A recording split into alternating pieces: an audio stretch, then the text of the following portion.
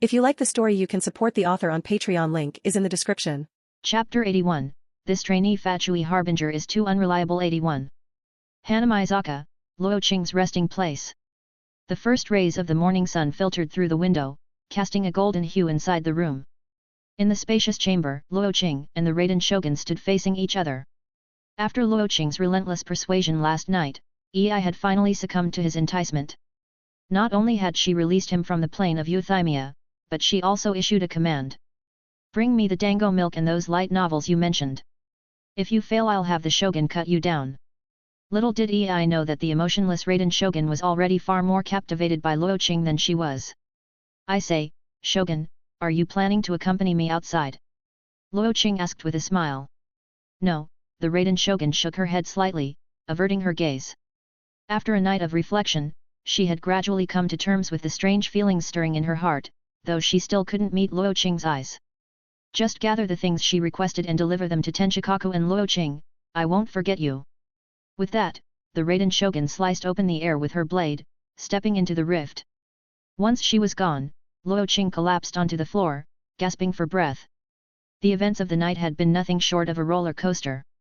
If he hadn't known about Ai's preferences, he might have ended up sitting in solitary confinement with her in the plane of Euthymia. Tisk, I guess I need to be more careful with those affection cards from now on, Luo Qing muttered to himself.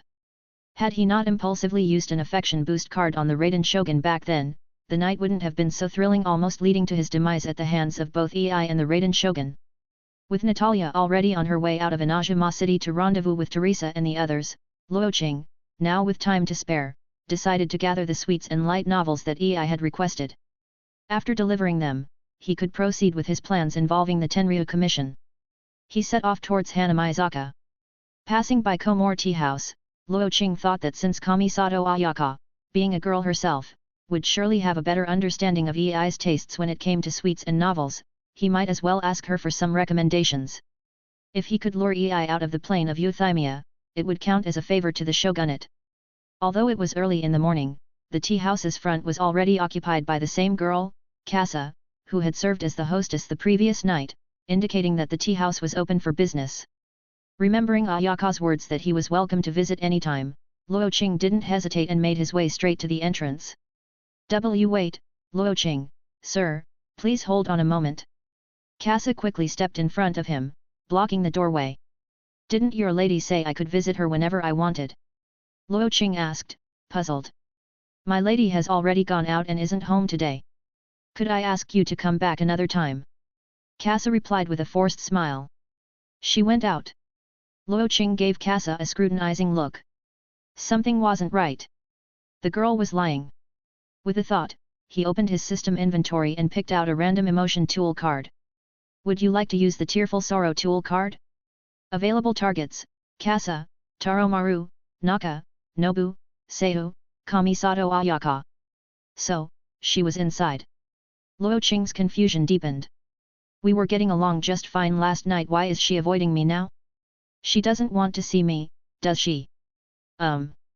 Casa's hesitation spoke volumes, and Luo Qing pieced things together. Last night, Seiyu wasn't around, but today she was. It didn't take much to guess that the little ninja had said something to Ayaka, causing her to avoid him. But come to think of it, he hadn't done anything wrong. Wasn't it just a harmless delivery of a song titled The Most Dazzling Folk Style that he sang himself to her brother?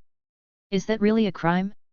Seeing no point in forcing the issue, Luo Qing took a step back and raised his voice, projecting it toward the inside of the tea house.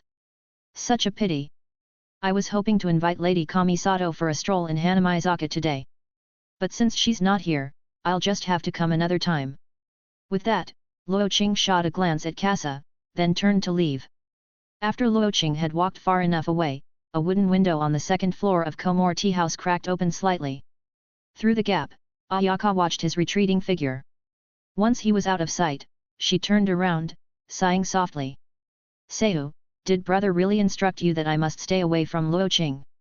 Yup, the master said so. He's dangerous and might bring harm to you, Seiyu nodded. I see. Ayaka responded softly, her gaze drifting back to the window. She couldn't help but recall the days spent traveling with Luo Qing. For the first time in her life, she had met a young man who shared her interests so closely, someone who never bored her, no matter the conversation. Many of the topics Luo Qing brought up just happened to be her own secret hobbies. If Seiyu hadn't shown up last night, she might have been all dressed up and ready to enjoy a stroll in Hanamizaka with him. But as the eldest daughter of the Kamisato clan, she couldn't allow her family to be endangered because of her. Even though she had many doubts about Seiyu's warning, she would follow her brother's instructions until she discovered the truth. She wouldn't let her family or the shogunate's reputation be compromised. Still, would Luo Qing really harm her? His subordinates possessed such powerful weapons, yet if he had any ill intentions, there were countless opportunities on their journey to Inazuma City to act against her. Why did he accompany her all the way here? Could it be that his intentions were? Her mind swirling with thoughts, Ayaka's gaze lingered on the now empty street. Meanwhile, having failed to meet Ayaka, Luo Qing had no choice but to pick out suitable light novels for Ei on his own. From their encounter last night, it was clear that Ei hadn't been exposed to the charm of light novels or sweets. She was still fixated on her pursuit of eternity. Luo Qing was determined to transform her into the ultimate otaku and see if she would still talk about eternity by then. After asking some locals for directions, he soon found himself standing before the Yae Publishing House. The storefront, which was relatively spacious, displayed a variety of beautiful books to catch the eyes of passing tourists and locals alike. Inside, Luo Qing browsed the shelves, overwhelmed by the sheer number of choices. He had no idea where to begin. Oh? What's a gentleman like you doing in the women's section? Could it be that you're fond of these types of stories? Startled, Luo Qing turned around to see a graceful woman with long, flowing pink hair and fox ears standing behind him. Her eyes, half closed, twinkled with a playful smile. Hey! Luo Qing blinked, taken aback. What's she doing here at this hour? Chapter 82, This Trainee Fatui Harbinger is Too Unreliable. 82. If you're looking for some good romance light novels, I can recommend a few for you. Yae Miko smiled gently, tilting her head slightly, causing her soft pink fox ears to twitch playfully. She had only come to Yae Publishing House to handle some internal affairs today, but unexpectedly, she ran into this man who carried the unmistakable aura of the Raiden Shogun. Not only that, but the scent was incredibly strong, indicating that they had been in close contact. In these turbulent times, a man she had never seen before getting so close to the exalted shogun was something that definitely caught her attention. Allow me to introduce myself, I'm Yae Miko, the chief editor of Yae Publishing House. Luo Qing leaned back a bit in mock surprise. Ah, the chief editor herself. Indeed so, what kind of light novels are you looking for?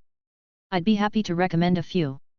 Yae Miko held a fan elegantly in her hand, partially covering her mouth as she spoke with a teasing tone.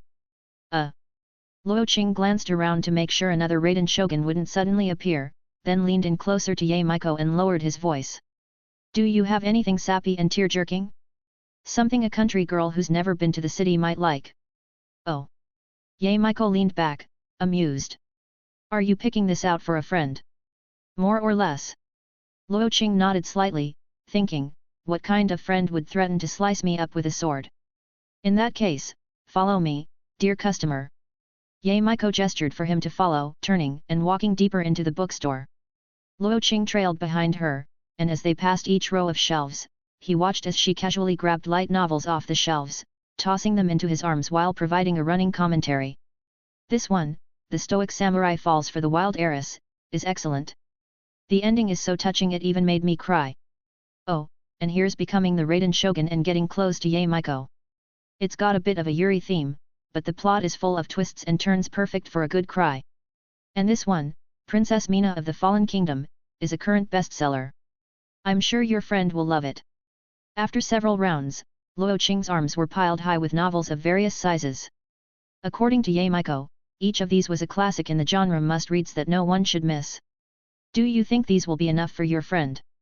Yae Miko patted the stack of books in Luo Qing's arms, giving him a knowing smile.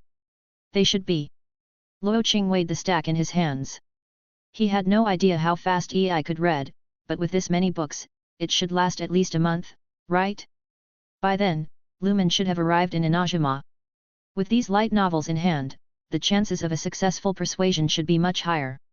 Thank you, Chief Editor. Luo Qing was about to leave, but Yae Miko placed her fan on top of the stack, stopping him. Is there something else you need, Chief Editor. Luo Qing pretended to be confused.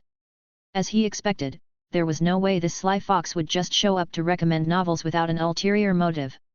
Clearly, she was after something. Dear customer, I'd love to meet this country girl you're speaking of. If you introduce us, I might even waive the cost of these books. Yae Miko's lips curved into a sly smile. For most people, it was an irresistible offer. If Luo Qing declined, it would only confirm her suspicions about where these novels were headed. Sorry, Chief Editor, but my friend's a bit of a shut-in. She hardly ever goes out. Maybe another time. Luo Qing shook his head, hurried over to the counter to pay, and left Yae Publishing House without looking back. While the sly fox would eventually find out about EI's newfound love for trashy novels, now was not the right time. A little discretion wouldn't hurt. A shut-in, you say? Yae Miko walked to the entrance of the bookstore, watching Luo Qing disappear into the distance, a small smile playing on her lips. It certainly suits her. Her instincts were usually spot on. Though Luo Qing hadn't said a word about it, she had a feeling that the shut-in friend he spoke of was none other than an old acquaintance currently hiding in the plain of Euthymia. After picking up 2 large bags of sweets in Hanamizaka, Luo Qing, carrying 1 bag of sweets and another bundle of light novels, headed to Tenchikaku. From a distance, he saw the gatekeeper, Joitsu Hisamasa, eyeing him skeptically as he approached like a delivery boy. Hisamasa's voice was flat as he said. Delivery personnel should use the side entrance. The main gate is for the shogunate officials. Hey! Luo Qing was momentarily confused and asked back. Do I look like a delivery boy to you? Regardless, please use the side entrance. Wait, aren't you the same person who delivered a letter the other day? Have you changed professions? Frustration value from Luo Qing +1. I'm here to see the shogun. I haven't received any orders from the shogun. If you're not delivering something, you'll need to leave. Joitsu Hisamasa crossed his blade in front of the gate, blocking Luo Qing's way. You're really a top-notch guard, hey? Luo Qing sighed. He didn't have the patience to argue with the gatekeeper. With a flick of his golden eyes, he vanished from sight. In the Time Zero domain, Luo Qing swiftly made his way up to the top floor of Tenchikaku. He had avoided using Time Zero here before due to his lack of familiarity with the Raiden Shogun, but now that they were acquainted, sneaking into her room seemed reasonable. Climbing over the balcony railing, Luo Qing stepped into the highest floor of Tenchikaku. Entering from the balcony, he saw the Raiden Shogun kneeling alone on the raised platform. Her eyes opened slowly. Why didn't you use the front door? They wouldn't let me in. Luo Qing set down the bags of sweets and novels. I'll just leave these here. I've got things to do, so I'll be on my way. Wait. What now? Luo Qing glanced back at the Raiden Shogun on her platform. She didn't say you could leave. The Raiden Shogun drew her sword, lightning crackling around it, and the space around Luo Qing twisted. Plain of Euthymia. Luo Qing stood in the eerie space, surrounded by a pile of sweets to his left and stacks of light novels to his right. In front of him, Ei's eyes opened slowly as she descended gracefully to the ground, stepping toward him. Haven't I already brought everything you asked for? Luo Qing asked. Humph. I said you should bring them to me. Did I ever say you could leave? Luo Qing fell silent, replaying last night's conversation in his head. It seemed she never said he could leave. Damn, she tricked me. Chapter 83, This Trainee Fatui Harbinger is Too Unreliable. 83. The plane of Euthymia is a pocket dimension created by Ei. Not even Luo Qing, with all his hacks, had a way to leave this place. His freedom was entirely dependent on Ei's whims. And right now, she didn't seem in the best mood. Luo Qing sat cross-legged on the ground. In front of him, Ei held a light novel in both hands, her eyes slightly red as if she were on the verge of bursting into tears. He glanced at the cover. Ah, it's the Stoic Samurai Falls for the Wild Heiress. That tearjerker Yae Miko had recommended. Feeling bored, Luo Qing took out 2 of his copper coins, originally 3, and started tossing them in the air, thinking he might as well do a fortune-telling to predict when Ei would start crying. If she did, he'd lend her a broad shoulder to cry on and let her sob her heart out in his arms. But even after a long wait, Ei's eyes were like a dam about to overflow, filled with tears, but none spilled. Luo Qing was getting bored out of his mind in the plain of Euthymia. Any time he tried to disturb this bookworm, she'd immediately point her naginata at his throat and command him to stay quiet like a bristling, purple-haired kitten. It seemed that to leave the plane of Euthymia, he would have to wait for Ei to finish the book in her hands. Noticing the dilapidated katanas stuck in the ground beneath the shattered torii gates around the platform, Luo Qing, seeing that Ei was preoccupied with her novel and ignoring him, walked over to the broken katanas and casually pulled out 2 of them, gripping one in each hand. Among the rewards he'd received from the system, he had learned both thunder-breathing and water-breathing techniques, and even a dual-blade manual known as Nidan Ichiry. He hadn't drawn any new weapons in a long time, so he had never tested these katana techniques. Now, he finally had a place to practice without worrying about being seen by others. Holding a katana in each hand, Luo Qing took a deep breath, recalling the secrets of the thunder-breathing and water-breathing techniques. First form, thunderclap and flash. First form, water surface slash. He executed the 2 breathing techniques in succession. Despite being in the plane of Euthymia where he couldn't use elemental energy, faint traces of lightning and water appeared on the katanas he held. This display caught the attention of Ei, who had been engrossed in her light novel. As the master of the plane of Euthymia, she could sense even the faintest fluctuations of elemental energy within it. Despite sealing off all elemental powers here, how could Luo Qing's blades still channel such forces? Where did you learn that sword technique? She asked, her voice cool. Why don't you wipe those tears off your face before asking me questions? Luo Qing replied cheekily. Frustration value from Ei +1. What nerve, daring to criticize me? Despite her annoyance, Ei still covered her face with the book and discreetly wiped the corners of her eyes with her sleeve. She couldn't help it, the novel was just too heart-wrenching.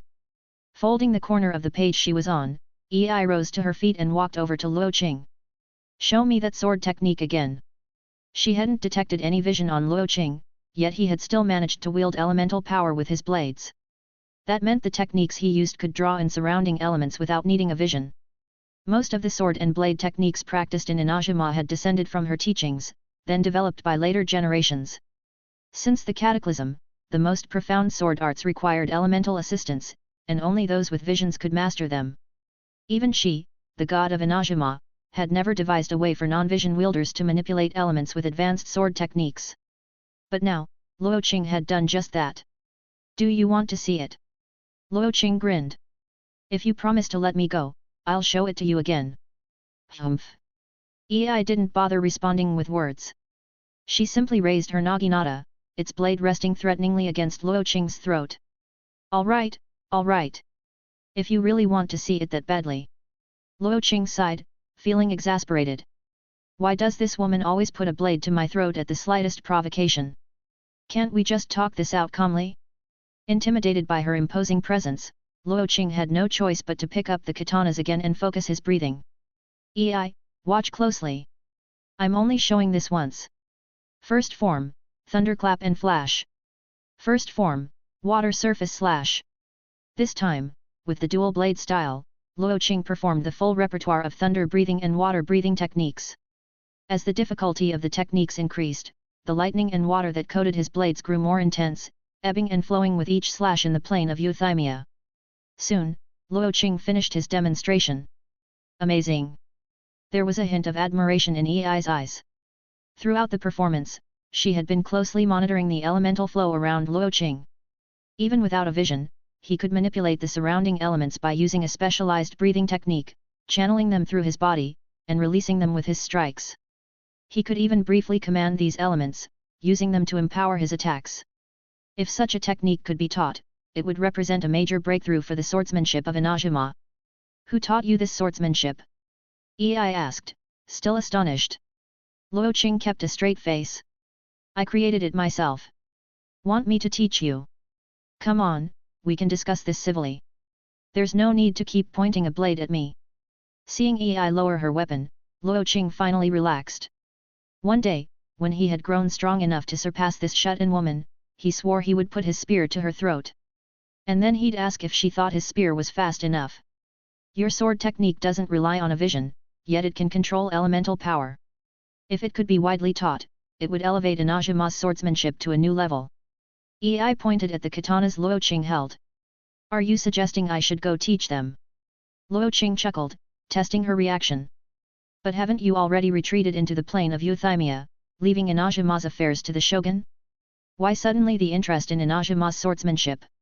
I was merely curious. Whether you teach them or not is none of my concern. Ei turned away, returning to her reading spot and reopening her book to the page she had marked. She began to read once more, as if their conversation had never happened. What do you think of those light novels? Luo Qing put down the katanas and walked up to Ei, observing her focused expression. There was a cute, almost dazed look about her when she was reading. When she didn't respond, he continued his line of baiting. After all, it was your old friend who popularized these novels. Aren't you curious to visit Yae Publishing House in person? And there are plenty more delicious sweets like these dumplings and milk tea available in Hanamizaka. Don't you want to try them for yourself? After a long silence, clearly annoyed by his pestering, Ei waved her hand and expelled Luo Qing from the plane of Euthymia. Annoying man, interrupting my reading. Chapter 84, This Trainee Fatui Harbinger is Too Unreliable. 84. When will that Sundara stop being so stubborn? Kicked out of the plane of Euthymia, Luo Qing found himself once more inside the high tower of the Tenshikaku, locking eyes with the silent Raiden Shogun. They were linked, her and Ei. Whatever Ei sensed, the Shogun could also perceive. She could clearly feel Ei's emotional state within the plane of Euthymia. She had no idea why Ei would be so absorbed by those light novels that Luo Qing had brought. But ever since she kicked Luo Qing out of the plane of Euthymia, Ei had been in tears, sobbing uncontrollably. The reason? She didn't know. But there was no need to think too deeply. It must have been Luo Qing's fault. If there's nothing else, you may leave. The Raiden Shogun closed her eyes, unwilling to look at him any longer. Men only slow my blade. If she could harden her heart, she would have already cut Luo Qing down. Oh? The Shogun doesn't want to chat with me for a bit. Luo Qing leaned forward, watching the Raiden Shogun who remained sitting in meditative stillness, pretending she hadn't heard a thing. Well, can you at least give me a token or something? The samurai downstairs keep treating me like some delivery guy and won't let me in. No response from the Shogun. Ah, playing the cool and silent type again, hey. Seeing that the Shogun had no intention of engaging, Luo Qing decided to stop trying to warm up to her cold demeanor. He activated Time Zero and jumped from the balcony, leaving Tenshikaku behind. After spending the whole day with Ei reading light novels, it was already late afternoon when Luo Qing was allowed to leave. As he passed by Komore Tea House, he spotted Kozu watching him warily from a distance, as if he were some kind of dangerous monster. No need to ask, Ayaka probably still didn't want to see him. With a polite nod and a smile to Kozu, Luo Qing returned to his resting place. Upon entering his quarters, he discovered Teresa rolling around on his tatami mat, clutching his blanket and wriggling on the floor. Teresa, are you having a seizure? Ah. Ahem, ahem. Teresa quickly jumped to her feet, flustered and red-faced, standing awkwardly by the wall. She was so embarrassed she even forgot to wipe the drool at the corner of her mouth. Why are you back at this hour, Lord Luo Qing? I've been waiting for you all day. I'm not asking when you got here. Well, I haven't seen you for a while, and since you were away, I just... Teresa muttered, her head down like a child caught doing something naughty. All right, get out. Luo Qing didn't bother to listen to more of her excuses and walked out of the room. Seeing him leave, Teresa could only follow, sneaking quietly behind him, her head still bowed, like a guilty schoolgirl. Where are the others? Those samurai were being difficult, always plotting to escape, so the others stayed behind to keep an eye on them. Then why did you come? I won in rock paper scissors. And I won at cards. So I got to come here. Teresa puffed out her chest with a proud smile, as if she'd just boasted about an impressive achievement. But when she saw Luo Qing's expression remain unchanged, her pride quickly faded. She tried to appear pitiful. I missed you, Lord Luo Qing. I've been waiting so long to be by your side, and now you don't even seem happy to see me. Cut the act. Frustration value from Teresa +1. You're so annoying. I can't even get a rise out of you. Seeing that she'd been seen through, Teresa dropped the pretense and plopped down in front of Luo Qing, sitting cross-legged. Lord Luo Qing, those samurai aren't very smart. Just a bunch of low-level grunts. Why keep them around? You even have to feed them every day. What a waste of mora. Are you questioning my decisions? Luo Qing asked coolly.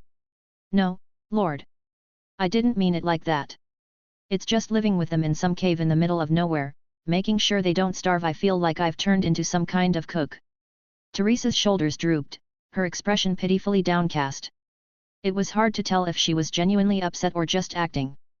But Luo Qing wasn't fooled. Did Natalia bring back the signed testimonies I asked for? Originally, he'd sent Natalia to retrieve written confessions from the samurai, yet somehow, it was Teresa who returned instead. Compared to this slightly unhinged Electro-Chechen mage, the more straightforward and Fujoshi-inclined Natalia was easier to manage.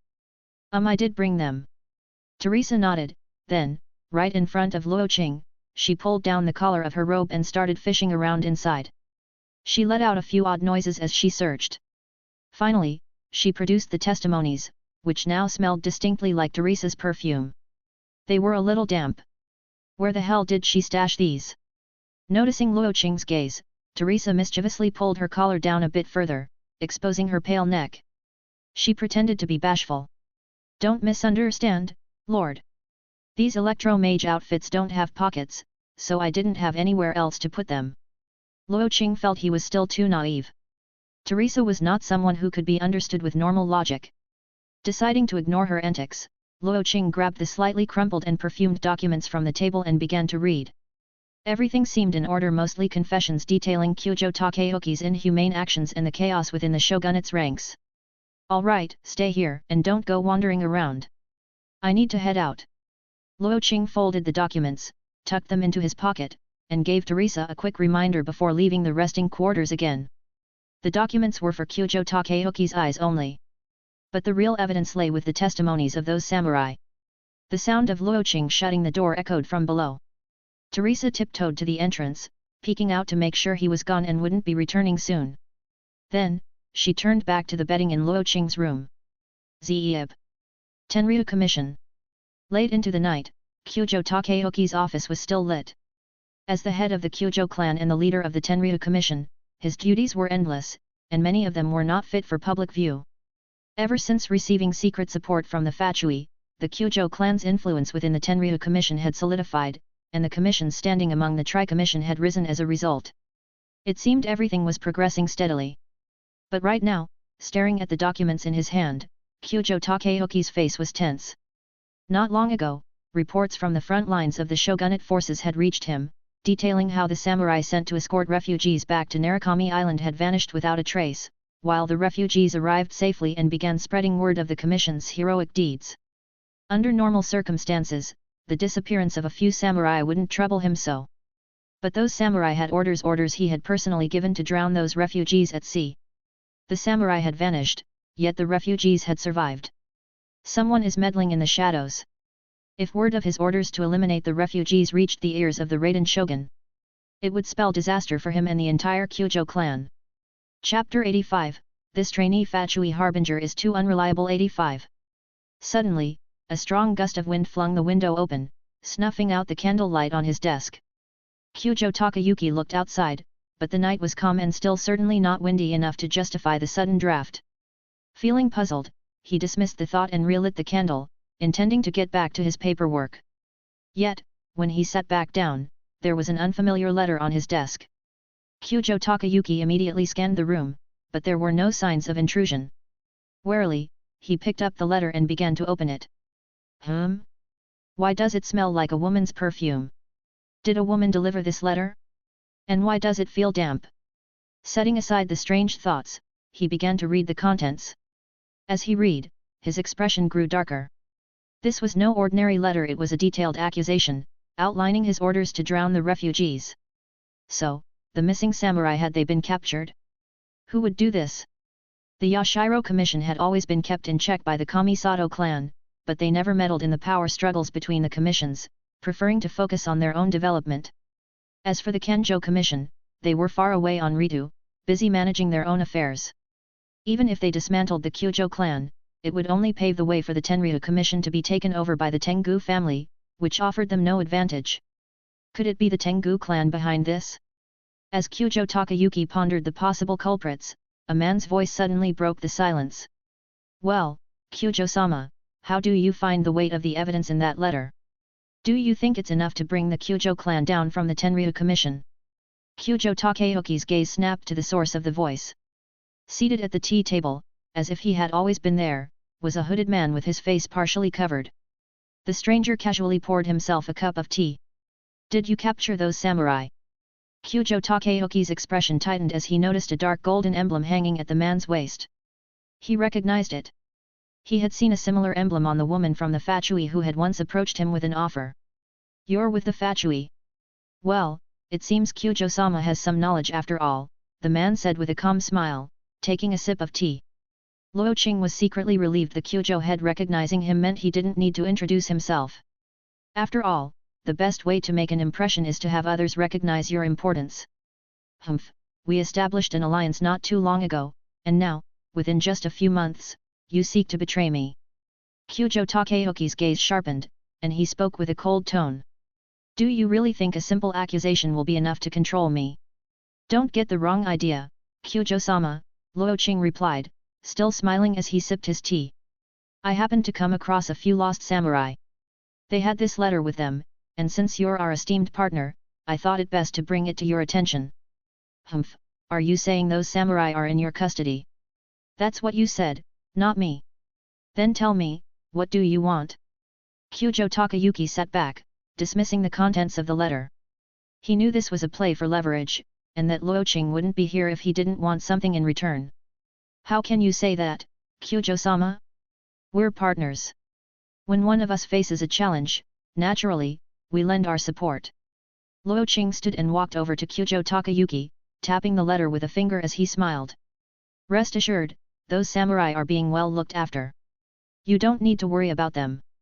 Just pay a bit more attention to our partnership going forward. As he finished speaking, Luo Qing's golden eyes locked with Kyujo Takeuchi's. In a blink, he vanished, leaving the room eerily silent. Filthy bastards without a shred of honor. Kyujo Takeuchi's hands clenched around the letter as he cursed under his breath. That momentary eye contact with Luo Qing had sent a chill down his spine, like he was being stared down by a predator. He'd heard enough about the Fatui to know that they were dangerous individuals. First, there was that arrogant woman who treated him with contempt, and now this mysterious man, appearing out of nowhere to issue veiled threats. Laughable. Do they think that with the Tenryo Commission under their sway, they can take over Inazuma? Inazuma has the Raiden Shogun. Anyone foolish enough to threaten Inazuma would meet their end beneath the Shogun's blade.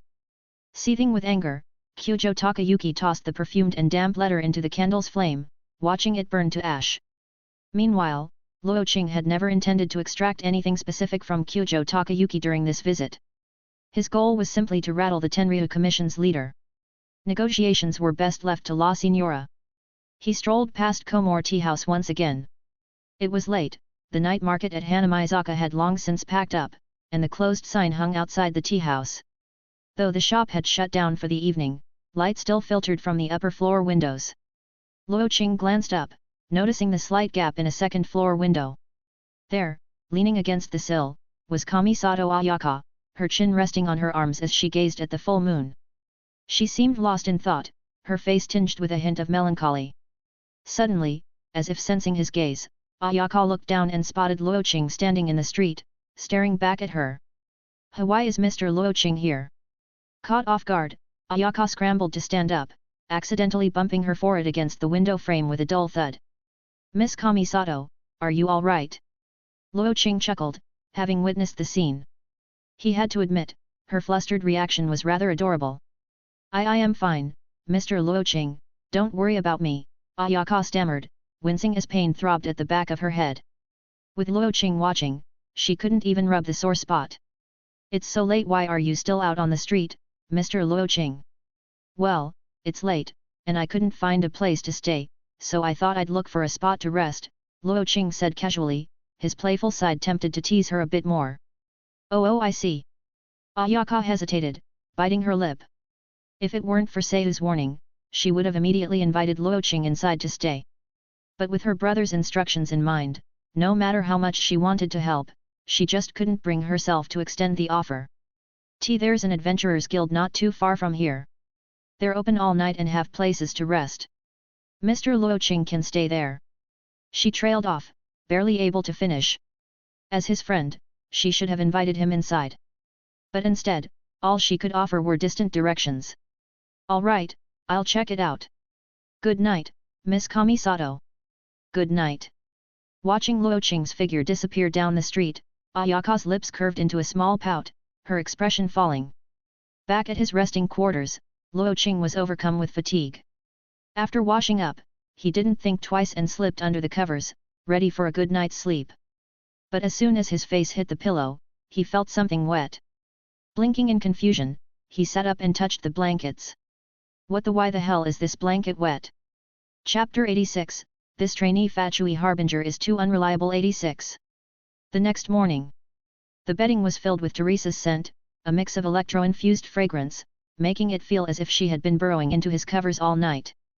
As a result, Luo Qing barely got any rest. Waking up the next day, his irritation was obvious whenever he looked at Teresa. Most of the matters involving the Fatui had already been settled by La Signora, so Luo Qing didn't have to be involved unless there was something her subordinates couldn't handle. Only then would he step in and sort things out. The Fatui in Inazuma mostly comprised personnel under Daughtry and La Signora's command, with a handful from Arlecchino's faction. Some of them were even Luo Qing's former colleagues. There were power struggles within the Fatui, and the Harbingers often maneuvered for influence. While technically part of the same organization, trust wasn't easily given. If someone wasn't your direct subordinate, they might not necessarily follow your orders. For Luo Qing, who was mainly there to keep an eye on things for La Signora, he was more than happy to keep his distance from the local Fatui and enjoy his paid leisure. The cooperation with the Tenryo Commission was still stable. Even though Luo Qing's threat to Kyujou Takayuki had been quite blatant the previous night, the latter hadn't made any sudden moves. In fact, the cooperation had become even more proactive, likely because the man was hoping to utilize the Fatui's help before eventually betraying them. Regardless of what the future held, for now, Luo Qing was free. Teresa had spent the entire morning loudly declaring her intention to indulge in a spending spree at Hanamizaka. She argued that she had earned so much from her missions that it would be a waste if she died without spending it. Since Luo Qing had been too busy buying sweets and light novels for EI the previous day, he hadn't had a chance to properly explore Inazuma City. With nothing pressing to do, he decided to accompany Teresa. It meant he wouldn't have to carry any bags himself, a convenient arrangement. As an electro-Chechen mage, Teresa's attire tended to draw attention, especially with her revealing outfit and eye patch, which inevitably attracted the scrutiny of Tenryo's soldiers. To avoid standing out, she donned a more traditional Inazuman kimono, even removing her eye patch. "Are you ready yet? Since when does a superior wait on their subordinate to get ready?" After waiting outside Teresa's room for quite some time, Luo Qing impatiently knocked on the door. "Geez, no need to rush, Lord Luo Qing. If you're really that eager to see, you could just come in, you know." Teresa's teasing voice drifted through the door. "Seriously, trying to flirt with me, hey?" Luo Qing rolled his eyes, irritated by her antics. He promptly slid the door open without hesitation. The sight that greeted him was a young woman halfway through donning her kimono. Her deep violet eyes locked onto his, and a playful smile tugged at her lips. Her shoulders were bare, revealing smooth, pale skin, and her slender legs peeked out from under the fabric. It seemed she had anticipated his sudden entry, given that her kimono was only strategically covering essential areas.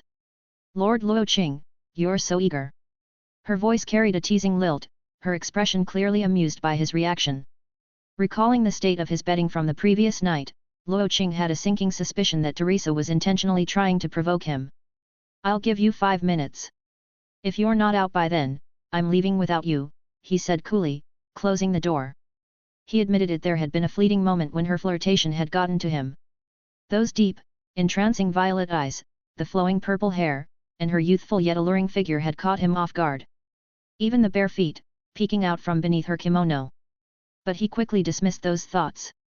How had he, who had resisted Ningguang's and Yae's charms without issue, been caught off guard by an electro-Chechen mage, especially his own subordinate? This, he couldn't understand. 4 minutes and 59 seconds later, the door slid open. Wearing a kimono that emphasized her youthfulness, Teresa stepped out, balancing on wooden sandals. She twirled in front of him, showing off her new look. "Hee, Lord Luo Qing, do I look good?" "You look fine. Let's go." Luo Qing cast a quick glance at her and turned away, pretending to be indifferent. Yet, he couldn't help but feel slightly stunned by her transformation. Perhaps it was because he had never seen Teresa without her eye patch or in anything other than her usual attire. The contrast caught him off guard. Half a day passed. They wandered around Hanamizaka, where Teresa's hands gradually filled with bags of purchases. Most were for herself. She proudly declared that it was now or never, otherwise the money would go to waste if she died unexpectedly.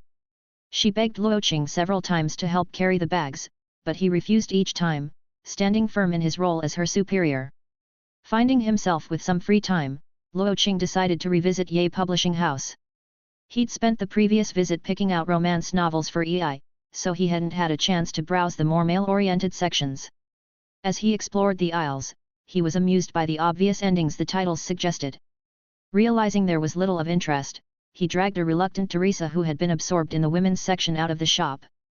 Just as they were about to find a place to rest, a commotion erupted nearby. Looking in the direction of the noise, they spotted a group of Tenryo soldiers at the far end of the street, arguing with a girl with bright orange hair. They stood in front of a small store near the city's outskirts, almost at the edge of Inazuma city. The shop's sign read, Naganohara Fireworks. Stop stuffing your face with sweets and check it out, Luo Qing ordered Teresa, gesturing toward the group before heading over himself. As they drew closer, the argument grew clearer. Guys, I swear, I don't have a vision. You must be mistaken. We just make fireworks here, and sometimes there's a spark. Totally normal. Cut the excuses. If you don't hand it over, well Euthymia, you wouldn't want the Naganohara fireworks shop to be shut down, would you? I really don't have it. Luo Qing arrived in time to witness the orange-haired girl, apparently named Euthymia, looking increasingly distressed. Behind her, hidden from the soldier's view, her hands were nervously gripping something. Go handle it, Luo Qing said casually to Teresa. Hey? Lord Luo Qing, this is Inazuma city. If I end up killing them, I didn't ask you to kill them. Just draw their attention. That's all. Oh, okay. Teresa looked momentarily flustered but nodded obediently. Grabbing a box of dango, she confidently approached the soldiers. As she got close, she faked a stumble, tossing the dango onto the ground and then shouted loudly.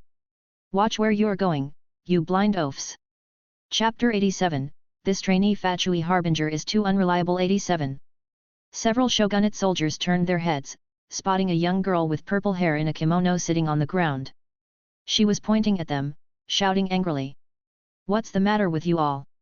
You tripped me, and you think you can just walk away without paying compensation. I'm telling you, unless you hand over at least 1,000,000 mora today, you won't be leaving. This is outrageous. Shogunate soldiers bullying a little girl in the middle of the street. A rapid-fire barrage of accusations left the soldiers with massive question marks above their heads. Seeing the girl's confident demeanor, they almost started to believe they might have genuinely knocked her down. Confused for a while, the lead shogunate soldier finally came to his senses, realizing that Teresa was deliberately causing trouble. He sternly rebuked her. Where did this wild brat come from? Get lost, or we'll take you away too. But the next moment, Teresa got up from the ground, dusted off her clothes, and shouted. Fine, I'm leaving. With that, she sprinted away in her wooden sandals, vanishing in a flash.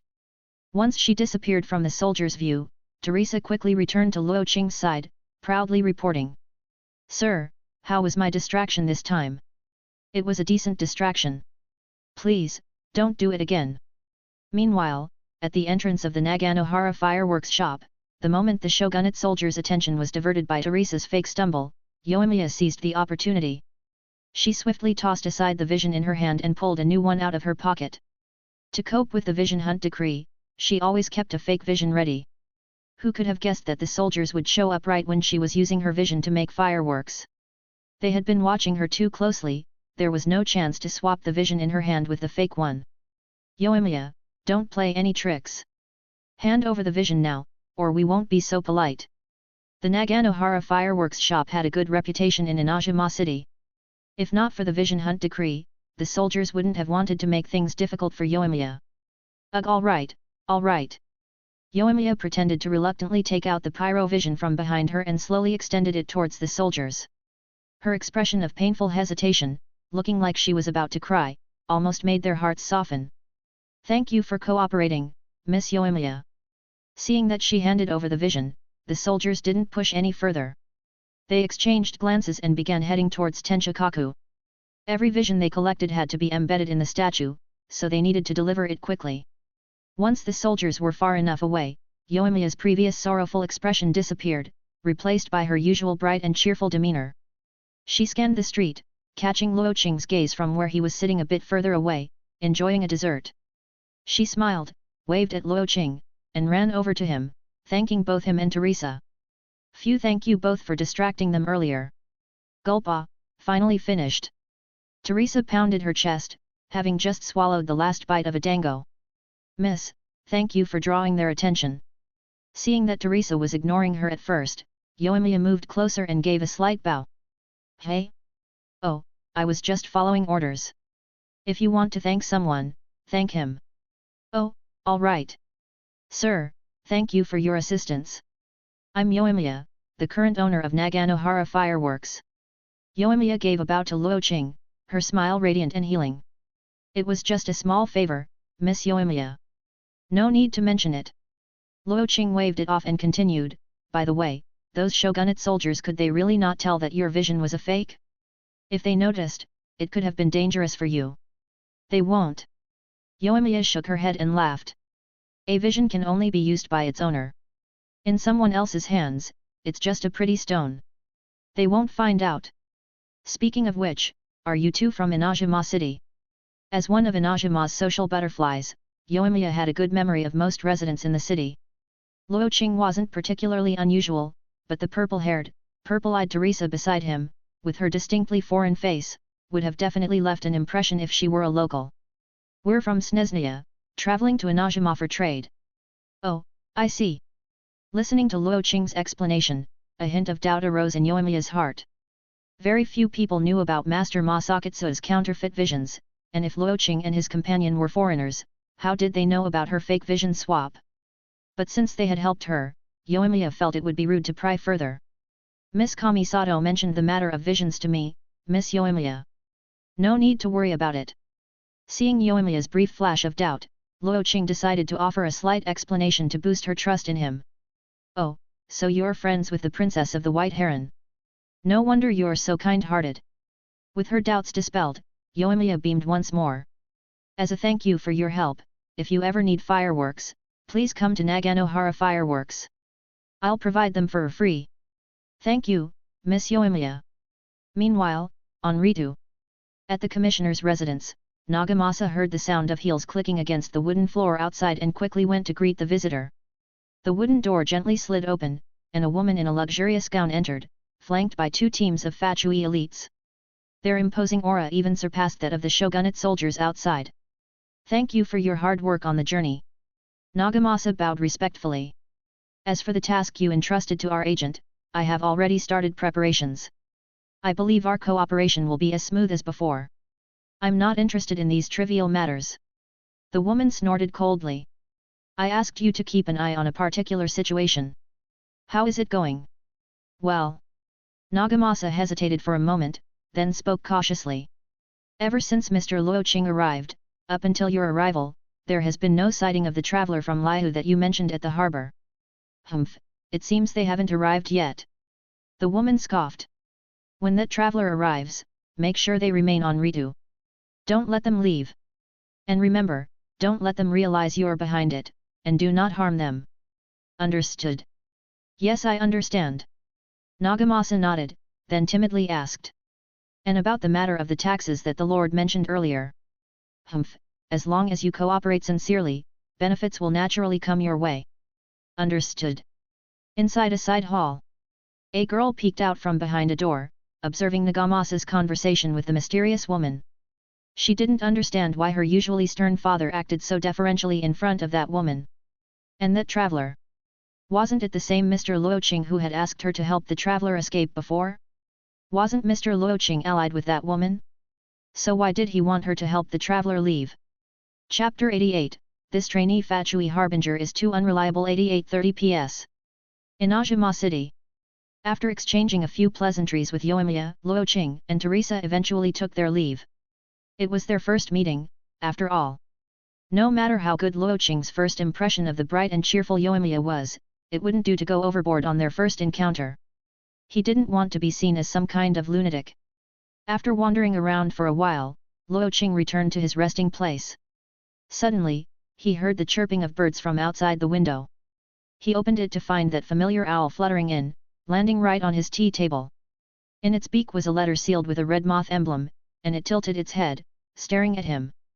As soon as Luo Qing took the letter, the owl spread its wings and flew off the windowsill. It left a deposit of bird droppings on his table as a parting gift. Frustration value +1 from Luo Qing. Teresa, come in and wipe the table. He called out to the outside, and soon enough, Teresa came running in with a cloth, her wooden sandals clacking against the floor.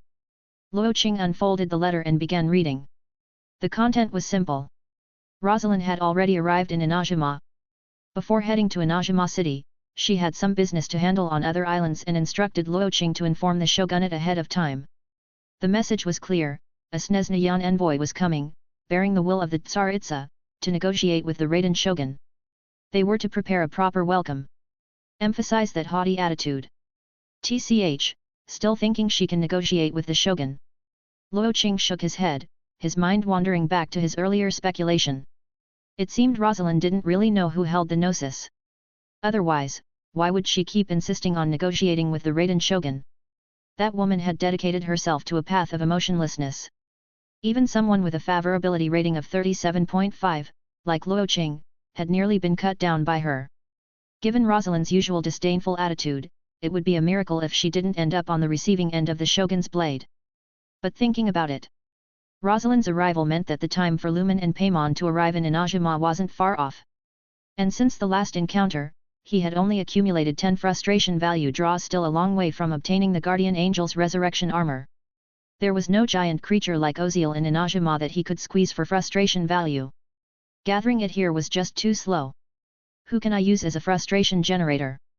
Luo Qing stared blankly at Teresa, who was crouched down, wiping the table. His thoughts drifted. The more emotionally unstable the target, the easier it was to provoke frustration, and the stronger the target, the higher the frustration value gain. There were only a handful of top-tier combatants in Inazuma. Ei and the Raiden shogun both practiced the path of emotionlessness, seeking eternity, and were generally indifferent.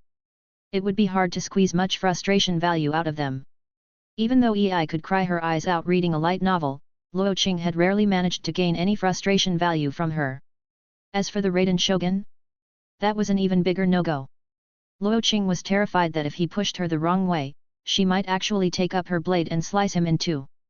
Extracting frustration value from her was simply too dangerous. As for the pink-haired fox at the Grand Narukami Shrine, she was clearly a cunning manipulator, and getting frustration value from her wouldn't be easy either. Which left only one option. Luo Qing's mind wandered to a short young man with a round-brimmed hat, a penchant for snide remarks, and an attitude that got under everyone's skin. Didn't that brat mouth off to him last time? Maybe he could start with him. Lord Luo Qing. Seeing Luo Qing staring off into space, Teresa waved the cloth she'd used to clean the bird droppings in front of his face. The smell brought Luo Qing back to reality. What are you doing? Just wiping. The next day. Time was short. Since Luo Qing had decided to make Scaramouche his new source of frustration value, he needed to act quickly. Before Lumen arrived in Inazuma City and faced off against the Harbinger, he had to gather enough frustration value to draw that resurrection item. Early in the morning, Luo Qing set out for Hanamizaka, buying a huge bag of sweets. He then made a stop at Yae Publishing House, purchasing all the trending light novels from the female demographic. Once they were safely stored in his system inventory, he made his way to Tenchikaku. Perhaps the Raiden shogun chose to ignore him, or perhaps she couldn't sense him. Luo Qing used time zero several times within the vicinity of Tenchikaku without drawing her attention. His actions grew bolder. He no longer bothered with the front gate, now boldly scaling the tower to the upper levels to find the Raiden shogun. At noon, inside Tenchikaku, Kyujao Sara, dressed in her military uniform, stood with her head bowed before the high platform, reporting recent developments in the war with the resistance to the Raiden shogun. Suddenly, a heavy thud echoed from above. Startled, Kyujao Sara looked up, and her eyes widened. Beside the shogun stood the very man she had been ordered to apprehend. Seems I came at a bad time. Seeing the two in the midst of a report, Luo Qing felt a wave of awkwardness. He had assumed that the Raiden Shogun's chambers would be empty, so he'd jumped in through the balcony without a second thought. General He. Qiuzhou Sara's confusion deepened as she saw the Raiden Shogun remain expressionless, not seeming to care about the intruder. Was this man secretly one of the Shogun's agents? It's fine. You may leave. After a long pause, the Raiden Shogun's lips moved ever so slightly. Yes, General.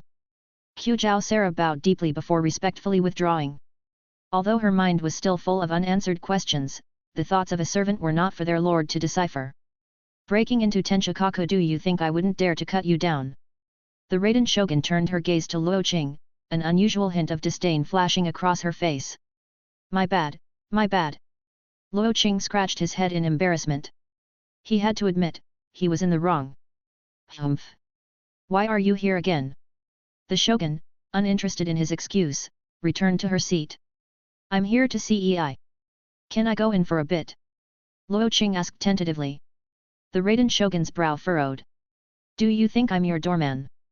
You think you can just come and go as you please? What do you take me for?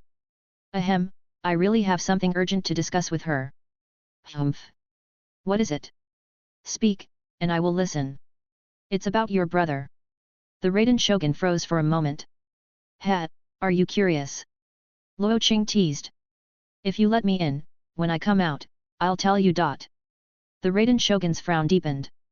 She felt there was more to this than met the eye, but she couldn't quite figure out what it was. Whatever it was, this scoundrel was clearly toying with her. Just as she was about to draw her blade to teach him a lesson, a voice echoed in her mind, Ei's voice. Left with no other choice, the Raiden Shogun suppressed her irritation, gave a cold snort, and tossed Luo Qing into the plain of Euthymia. T/N, is Culver's good? Chapter 89, this Trainee Fatui Harbinger is too unreliable. 8940 PS. After many days, Luo Qing found himself once again stepping into the plain of Euthymia. He almost wondered if he'd walked into the wrong place. The platform was now littered with stacks of light novels and several bags of empty sweet boxes. This didn't look like the plain of Euthymia. It was more like a home for a shut-in. Wow, you've gone through all these novels? Seems like I came at just the right time. Luo Qing rummaged through the pile of light novels on the ground.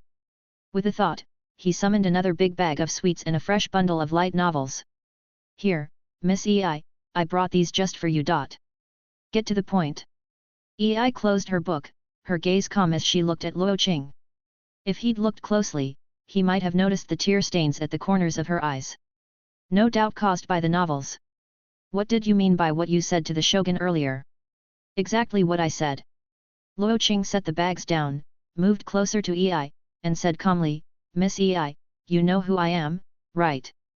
Fatui. Correct, the Fatui. Luo Qing grinned and continued, a long time ago, my superior took a puppet from Inazuma.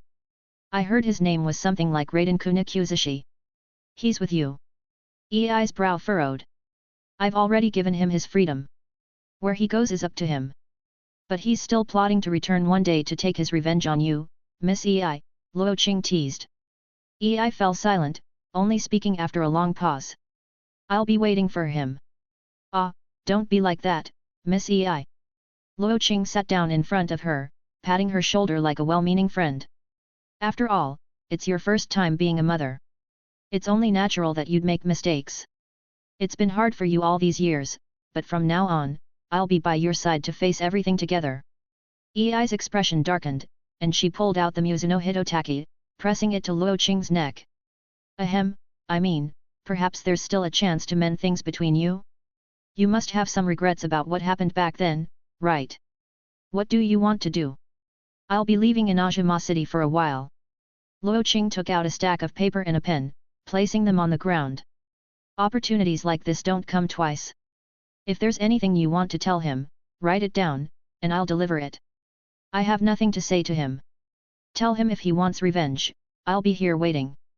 Ei picked up her book again, pretending to ignore Luo Qing. Hey, you're really... Luo Qing felt at a loss, thinking about how both mother and son were so stubborn.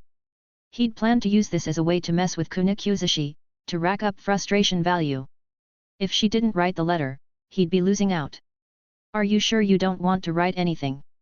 He asked again. No. Ei turned away, refusing to acknowledge him. For a moment, Luo Qing felt like he was dealing with a sulky child. Fine. Then tell me what you really think about him, and I'll write it down. Why? Just say it. Don't make me beg you. Luo Qing sat cross-legged on the ground, holding the paper and pen, his face darkened with frustration. His display of impatience seemed to surprise Ei. Luo Qing dared to act so rude to her? Did he have a death wish? I might consider it, Ei said coolly, if you pass on the sword technique you used that day, once you're out. Why are you still so hung up on that? Are you going to teach it or not? All right. I'll teach it. Let's just get started.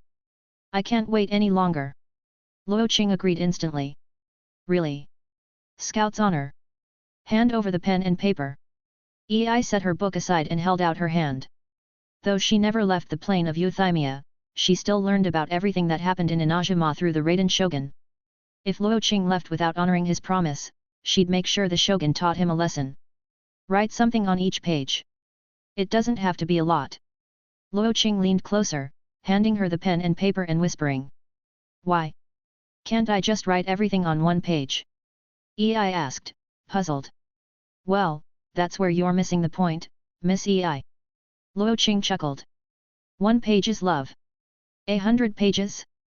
That's 100-fold love.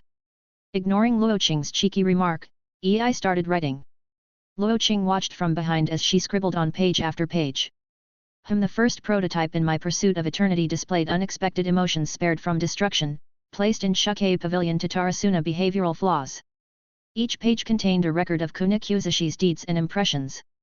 To Luo Qing's surprise, Ei seemed well aware of Kunikuzuchi's history before Tatarasuna. Contrary to rumors, she hadn't entirely abandoned him after leaving him at Yae Pavilion. Is this enough? Ei handed the stack of papers to Luo Qing.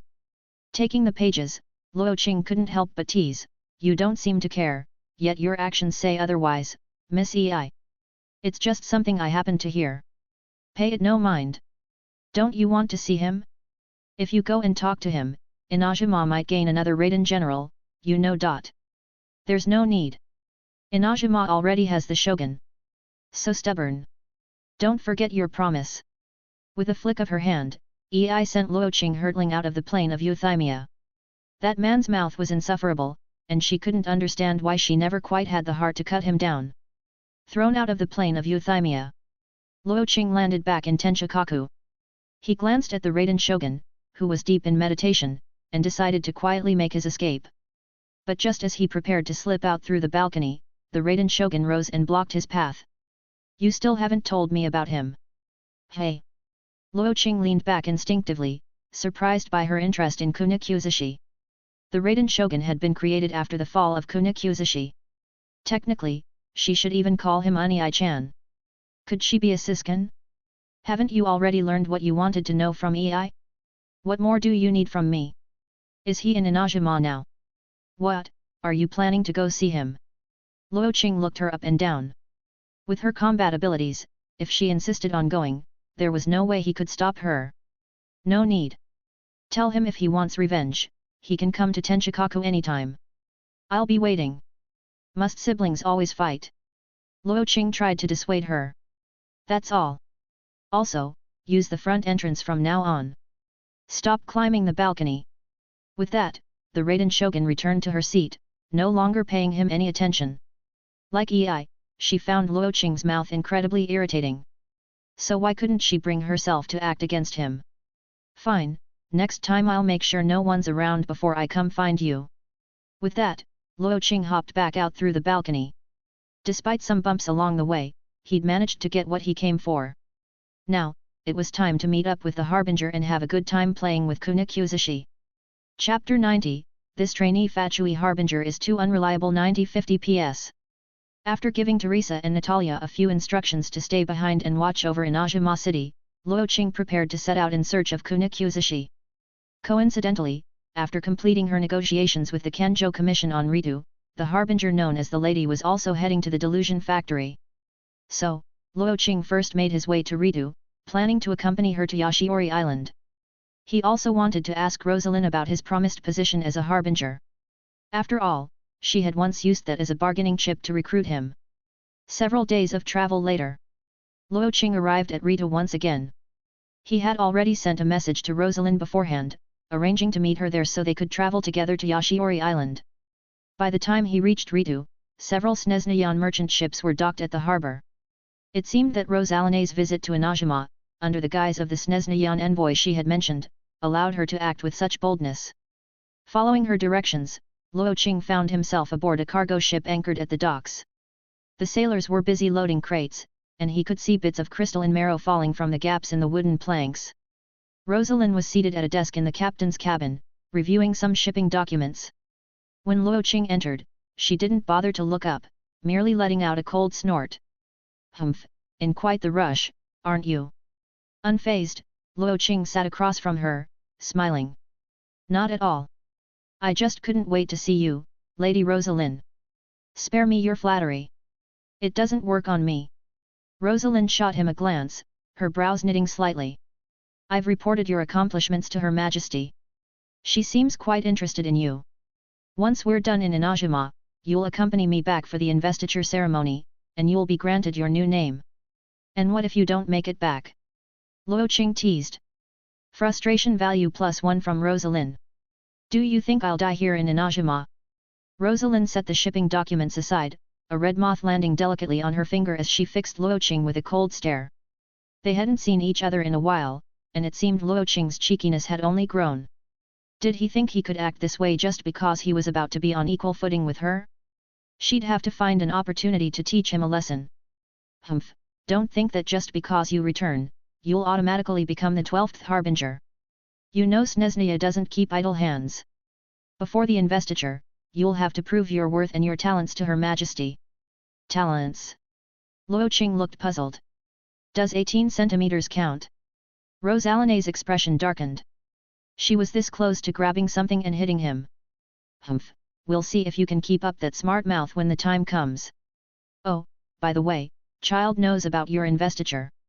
He's planning to oversee your evaluation personally. So, in addition to proving yourself to Her Majesty, you'll also have to fight him.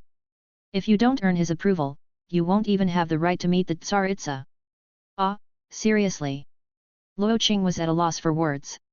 He thought back to that time when he'd eliminated a few of Child's subordinates. Was Child really holding a grudge over that? Was he so eager to pick a fight? "What's the matter, scared?" Rosalyne's lips curled into a smirk. There had been rumors about a mysterious figure who had suddenly appeared and repelled Oziel, with the Fatui assuming it was some hidden power from Liyue. To this day, few in the Fatui knew the true extent of Luo Qing's abilities, save for his handful of eccentric followers. Though Child's mind might not be the sharpest, he was undeniably a formidable fighter. She'd heard about Luo Qing's unorthodox methods during the trials, but she doubted he could stand up to Child in a direct confrontation. Luo Qing shook his head, replying casually, "Not at all.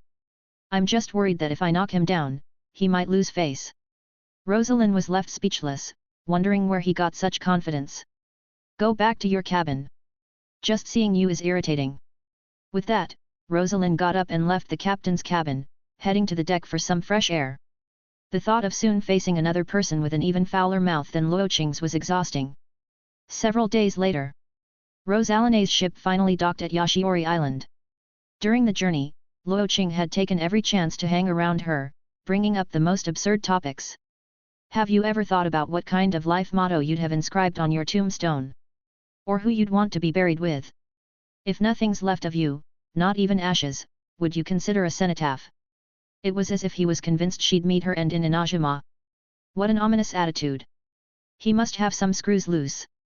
As they arrived at the designated harbour outside the delusion factory, Yashiori Island remained as foreboding as the last time Luo Qing visited, constantly racked by lightning and shadowy, malevolent spirits. For safety reasons, the Fatui's advance team stationed there had to rotate shifts frequently, lest they fall prey to the same mental strain that had driven the shogunate soldiers mad. But for the 6th Harbinger, Kuna Kuzushi, such dangers were irrelevant.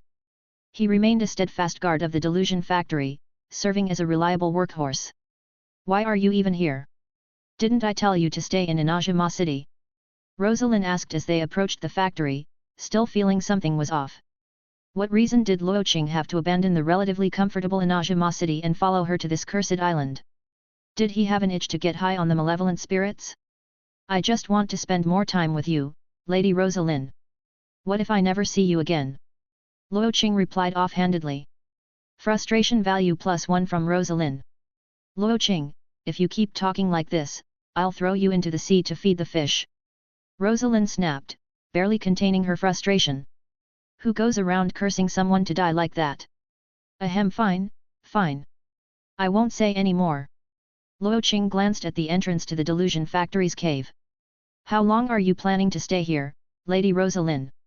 A few days. I see. Luo Qing paused, then said, well, I'll leave you to it. I'm going to take a stroll. Call me when you're ready to leave. Waving his hand, Luo Qing wandered off into the wilderness. Humph, already developing your own little schemes before becoming a harbinger. Rosalyne watched him go, snorting disdainfully before stepping into the Delusion Factory. As if dealing with Luo Qing wasn't enough, now she had to face another foul-mouthed nuisance. What a headache! Dash. Meanwhile, once Luo Qing was out of Rosalyne's sight, he made his way to a secluded cliffside. With a thought, he retrieved the mimic mask and the invisibility cloak from his inventory items he'd drawn in earlier polls. Kunakuzashi was not like Oziel. If Kunakuzashi realized Luo Qing was messing with him, and given Luo Qing's connections to the Raiden Shogun, it would be much harder to secretly mess with him in the future. So unless absolutely necessary, it was best not to be seen at all. Chapter 91, This Trainee Fatui Harbinger is too unreliable. 91-100 PS. Luo Qing spent some time lingering on the cliff. As midnight arrived, he slowly got to his feet and glanced in the direction of the Delusion Factory. He then put on the translucent mimic mask he had brought with him. The mimic mask allowed him to imitate the aura and appearance of any template he had stored. So even if he were discovered, no one would trace it back to him. Ding! Please select a template to simulate. Available templates: Tartaglia, Zhongli, Gomu, Kekingtoma, Beelzebul, Yae Miko. Luo Qing stared at the list of names in confusion. He could understand having female options, but how could he even simulate the fox? Well then, I'll choose this one. With a thought, he selected Yae Miko as the template and carefully put on the mimic mask. The moment the mask touched his face, a faint glow enveloped his body. In just a few seconds, his appearance morphed into Yae Miko's. Luo Qing moved to a small pool nearby and looked at his reflection. Soft pink fox ears and a rather impressive chest. Hissa! So this was what cross-dressing felt like? No, he had to use this thing sparingly. Otherwise, Luo Qing feared it might mess with his psyche. Let's see something. Curious, he patted his pants. Ah! Still there. With the mimic mask in place and the invisibility cloak draped over him, Luo Qing headed toward the Delusion Factory. There was only one entrance, a cave opening. He'd have to either use time zero to rush inside or rely on invisibility to sneak in. Both EI and the Raiden Shogun could sense Luo Qing's use of time zero, so Kunakuzashi likely had similar abilities. Thus, he opted for the cautious approach, using both the mimic mask and the invisibility cloak. By now, the night was deep. The Fatui soldiers responsible for producing delusions had retired for rest, leaving only the stationed guards behind. The factory was nearly deserted.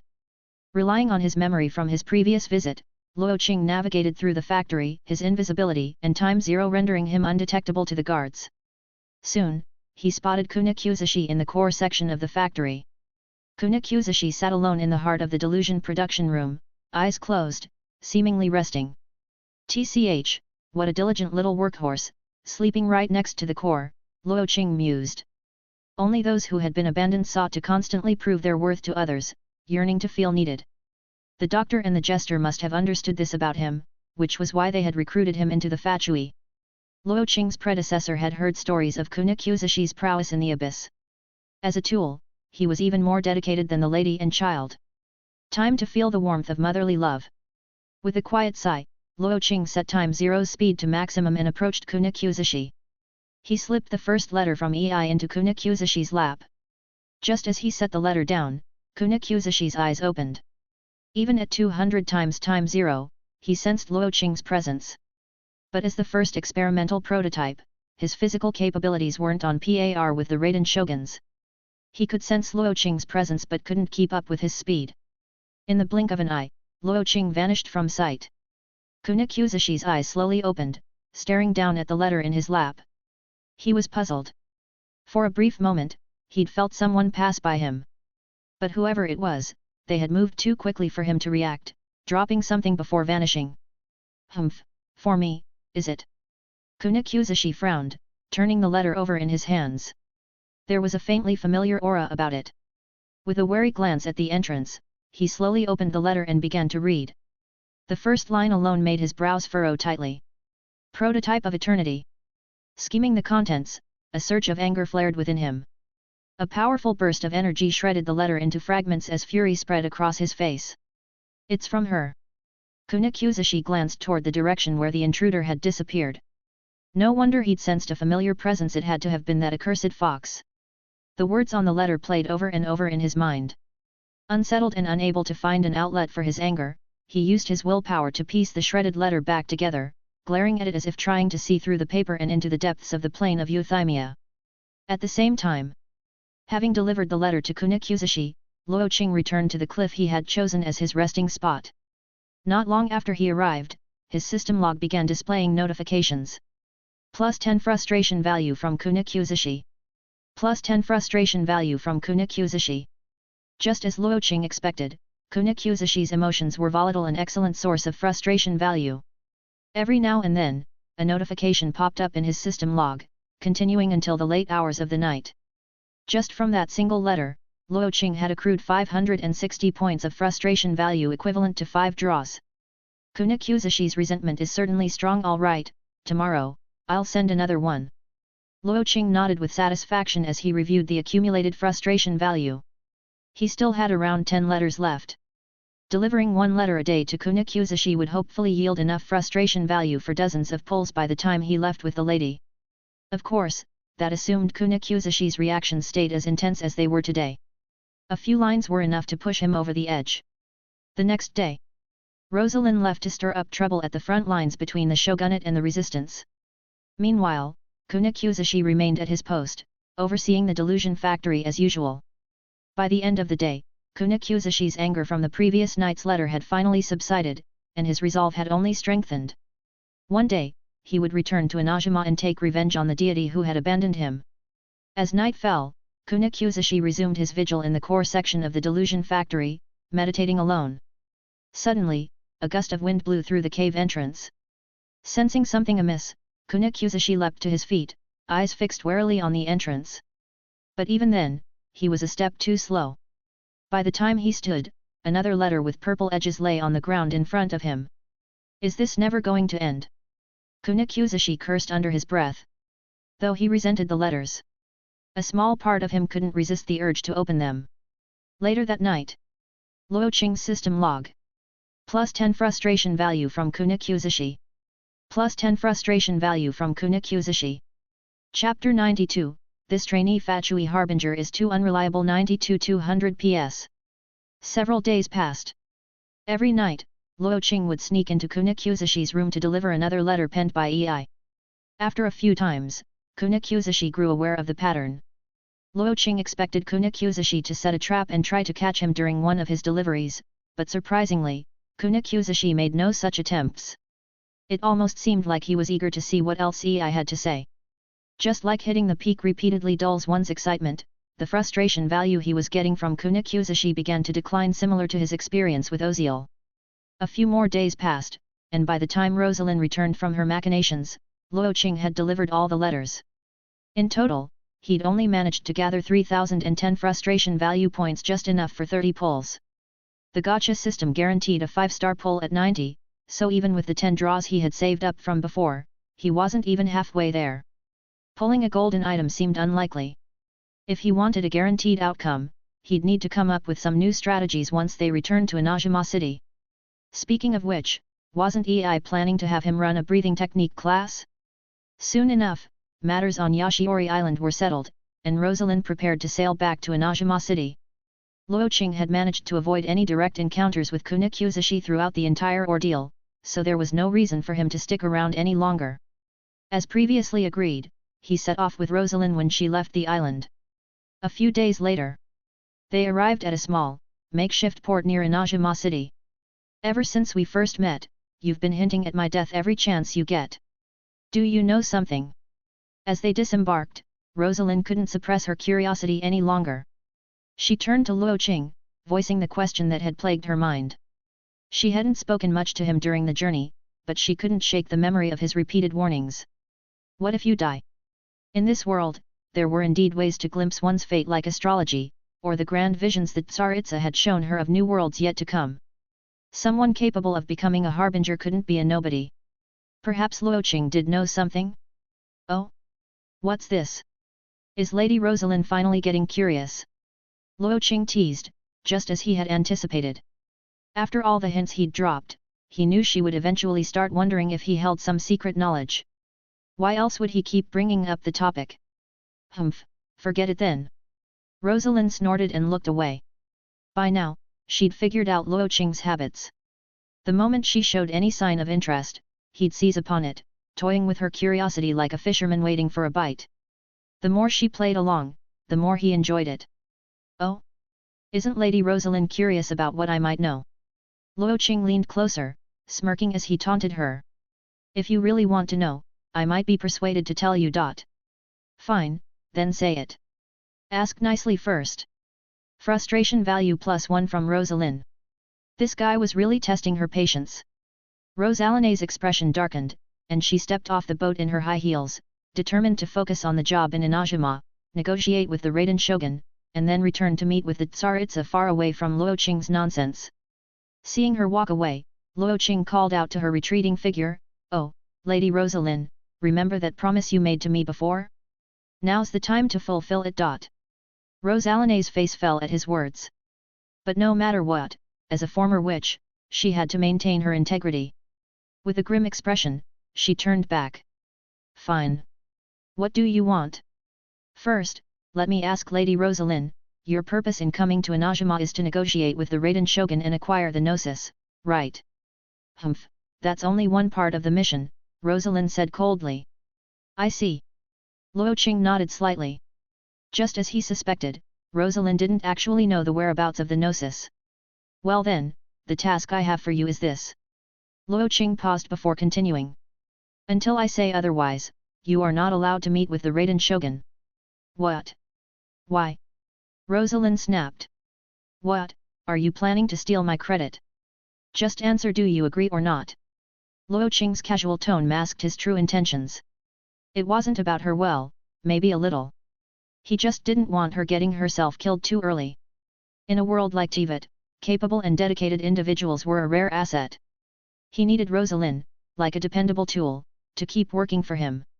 After all, she was destined to fall sooner or later. Might as well make use of her while she's still around, no, while she's still useful. He'd have to figure out the best way to guide her, though. Rosalyne was a wild one. Give me a specific time frame. I can't waste my time lingering in Inazuma, Rosalyne said, her voice cold. Although Luo Qing's request wasn't unreasonable, she had other matters in Sumeru that couldn't wait. How about a year? Luo Qing suggested. Are you joking? 6 months. 2 months, at most. Then we're even. Rosalyne snorted, then turned away and stepped off the boat in her high heels. Before meeting with the Raiden Shogun, she had to visit several key families in the region. Her mission was to lay a stronger foundation for the Tsaritsa's future plans. 2 months was just about right. Tisk, tisk, taming you won't be easy, hey. Watching Rosalyne and her entourage depart, Luo Qing shook his head slightly. The resurrection armor didn't come with a side effect of improving relationships. Whatever their relationship was before revival, it would remain the same afterward. If he wanted Rosalyne to become his reliable tool, he had 2 options, either guide her himself, or rely on the system's assistance. And why? Who wouldn't want to see a cold and aloof queen turn into an obedient sweetheart? Before entering Inazuma City, Rosalyne had other destinations in mind. She and Luo Qing parted ways at the port, and she headed toward Jinju Forest. With a 2-month limit in mind, Luo Qing knew he'd need to gather more frustration value during that time to ensure he could pull the Guardian Angel's resurrection armor. Otherwise, Rosalyne might be reduced to ashes before he got the chance. He already had a plan. Back in Snezhnaya, he had managed to farm frustration value from the new recruits. And when he last visited the plain of Euthymia, Ei had asked him to teach the shogunate soldiers a breathing technique, right? Since he had the final say on how that technique worked, it meant he could manipulate the training however he wanted. He couldn't miss this opportunity to train Ei's soldiers thoroughly.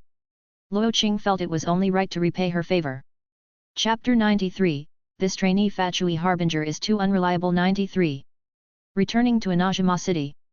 After a brief rest, Luo Qing headed back to Tenchikaku. It was the same old routine, time zero, flipping over the balcony rail. I've told you before, stop climbing up the balcony and use the front entrance. The moment she heard footsteps on the balcony, the Raiden Shogun's brows furrowed. She didn't even need to turn around to know it was Luo Qing, up to his antics again. After all, she was the acting leader of an entire nation. Couldn't Luo Qing show her just a little bit of the respect she deserved? Your guards downstairs wouldn't let me in, so what choice did I have? Luo Qing chuckled as he casually seated himself before the Raiden Shogun. Speak. What do you want? The Raiden Shogun closed her eyes, replying in a detached voice. The best way to maintain her composure around Luo Qing was to avoid looking at that infuriatingly smug face of his. Looking at him was just asking for frustration. Didn't Ei ask me to teach you all a breathing technique? I came here the moment I got back to talk to you about it. The Raiden Shogun slowly opened her eyes and said in a low voice, she told me to warn you, if you call her Ei one more time, I'm to cut off a certain part of your anatomy. For some reason, Luo Qing suddenly felt a chill below his waist. Ahem, that's not important. What matters is that I'm here to keep my promise. So, have you decided who's going to receive my guidance, training? For reasons unknown, the Raiden Shogun couldn't shake the feeling that Luo Qing was oddly eager. Why are you in such a hurry? What are you saying? Luo Qing waved his hand nonchalantly, playing the role of an old friend. It's not about being in a rush. I just want to honor Miss Ei's request. The Raiden Shogun's gaze turned distant, as if she were conversing with Ei in the plain of Euthymia. After a moment, she spoke. We need to select the candidates. I'll inform you once the decision is made. You're holding a selection. Luo Qing was puzzled. He didn't realize the process would be so stringent. How long will it take? We need to gather the best swordsmen from all over Inazuma. It will take at least half a month. Half a month? That long? Humph, you seem eager. The Raiden Shogun's cold snort was full of sarcasm. She knew Luo Qing had ulterior motives, but Ei's command prevented her from intervening. Luo Qing nodded. Of course, I'm eager to prove my loyalty to Miss Ei. Gathering the young elite swordsmen of Inazuma takes time. That's just how it is, no matter how urgent you feel. With that, the Raiden Shogun closed her eyes once more. If you have nothing else to say, you may leave. Hey, come on, Luo Qing slapped his thigh, continuing, can't I at least stay and chat, get to know you better, build a bit of rapport. +1 frustration value from the Raiden Shogun. Seeing the Raiden Shogun's anger on the verge of erupting, Luo Qing knew there was no point in pushing it. He left Tenchikaku. He figured he could make up for the delay by being extra attentive when training those so-called young and talented swordsmen. As he passed by the Komor tea house, just like before, the hostess, Kondakuro, spotted him before he even got close. Though she greeted him with a smile, Luo Qing could tell even with his limited social skills that Kamisato Ayaka still had no desire to see him. So, he returned to his residence instead. Back in his room, Luo Qing couldn't even be bothered to look at the mess of blankets and tatami mats. He'd been away for a while, and who knew what Teresa had been doing to ruin the place. For a moment, he regretted the impulsive decision to bring Teresa into his team. What kind of subordinate spends their time messing with their boss's bedding? Explain to me, why are you constantly messing with my bed? Luo Qing sat at the tea table, his tone calm. Across from him, Teresa sat on her knees, head bowed low to the floor. Well, Lord Luo Qing, I just couldn't help myself. Teresa stammered, avoiding eye contact with Luo Qing. You've been here for a while. Haven't you heard stories from Natalia about what happens to people who irritate me? Teresa's face went blank as she remembered. Natalia and the others had indeed shared tales of how Lord Luo Qing had tormented them in the past. Hiss. Sorry, Lord Luo Qing, I won't do it again. But I totally will. Teresa thought to herself. Fine. If it happens again, you'll see what I'll do to you. Seeing Teresa's seemingly sincere apology, Luo Qing decided to let it go. Teresa had been kneeling there for most of the afternoon, any longer, and it would count as punishment. Did anything happen while I was away? Thank you, Lord Luo Qing. Teresa sprang to her feet, ignoring her sore knees, and hurried to report. Lord Luo Qing, I had my little ones keep an eye on her while you were away. She stayed in Inazuma City the whole time, visiting Tenchikaku twice, only to leave disappointed both times. According to reliable sources, she proposed abolishing the Vision Hunt Decree, but her suggestions were rejected by the Tenryo Commission. Teresa's voice was loud and clear. She went twice. Luo Qing was a bit surprised. Yes. Other than that, she hasn't done anything significant. Teresa added enthusiastically, clearly fishing for praise. Tell me, do you like her or something, Lord Luo Qing? Teresa leaned forward, eyes full of curiosity. Luo Qing looked up and smiled. If you keep prying into my business, you'll find yourself back in the wilderness, playing with those shogunate soldiers. The next day at the Komor tea house. It had been nearly a month since Luo Qing's brief conversation with Kamisato Ayaka from across the street. Last night, Kuro had mentioned seeing him pass by the tea house again, reminding Ayaka that it had been a long time since she last saw Luo Qing. He was the first boy she had ever found so easy to talk to. If it weren't for her brother's orders, she might have often invited Luo Qing to the tea house for chats over tea. Unfortunately, Luo Qing was a Sneznayan and a Fatui at that. She knew the Fatui had a hand in the recent turmoil in Inazuma. That meant no matter what, there was no way she could get closer to him. Sigh. If only Luo Qing were from Inazuma. Then, she could have had tea parties with him, shared secrets, and even rebelled against the Vision Hunt Decree, though maybe that last part was something she should handle alone. Kamisato Ayaka gazed out the window, feeling a pang of sadness. Suddenly, hurried footsteps echoed from downstairs. She turned to see Kuro rushing up to her. What's wrong? Did something happen? Miss, it's about the shogunate. The shogunate? What now? Ayaka's brow furrowed. Whenever the shogunate was involved, it usually wasn't good news. Kuro hesitated, then said seriously, a mysterious swordsman has appeared in the shogunate's ranks. He can perform elemental sword techniques without using a vision. The general wants to select a group of young swordsmen to learn those techniques from him, and you've been invited to participate. Hey! Chapter 94, This Trainee Fatui Harbinger is Too Unreliable. 94. Several days passed. Since Luo Qing had agreed with the Raiden Shogun to begin training in 2 weeks, he had no need to rush. So, he spent his time idling, wandering around the city, heading to the coast, setting up a small stool, casting a fishing line, and sometimes guessing Rosalyne's tastes. Today was no different. Luo Qing was getting ready to go out and daydream by the ocean, even asking Teresa to carry the fishing gear. But just as he opened the door, Qiuzhao Sarah blocked his way. Oh, if it isn't Miss Qiuzhao. What brings you here? Luo Qing looked Qiuzhao Sarah up and down.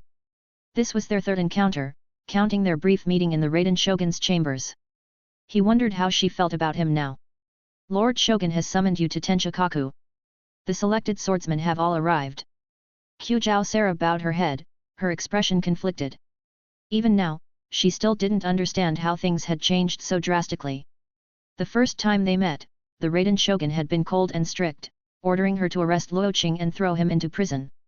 By the second encounter, Luo Qing could come and go from the Shogun's chambers as he pleased, even if it was by climbing the balcony, a completely disrespectful entrance.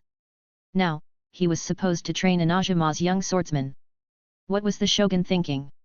As the Tenryo Commission's overseer of military affairs, it was Qiuzhao Sarah's responsibility to handle all logistics related to the training. She had been given a direct order from the Raiden Shogun. From the start of Luo Qing's lessons, she was to drop all other tasks and act as his personal assistant, fulfilling any reasonable request he made. Which meant, for the duration of his training, she was to serve as his teaching aide. This was the part that Qiuzhao Sarah found hardest to accept. So soon?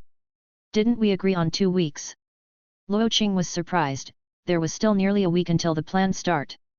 Some of the swordsmen happened to be in Inazuma City, which cut down on travel time, Qiuzhao Sarah explained in a neutral tone. They're already gathered at the Tenryo Commission. The shogun wants you to head over as soon as possible. Hey! For some reason, Luo Qing couldn't help but think of someone when he heard happened to be in Inazuma city.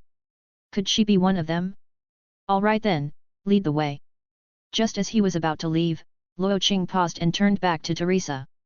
Go grab my big phonograph and bring it along. The big phonograph. Teresa's eyes widened in shock. After spending so much time with Luo Qing's crew, she and Natalia had been coerced more than once into performing embarrassing dances in public under Luo Qing's whims. The moment she heard those words, a chill went down her spine.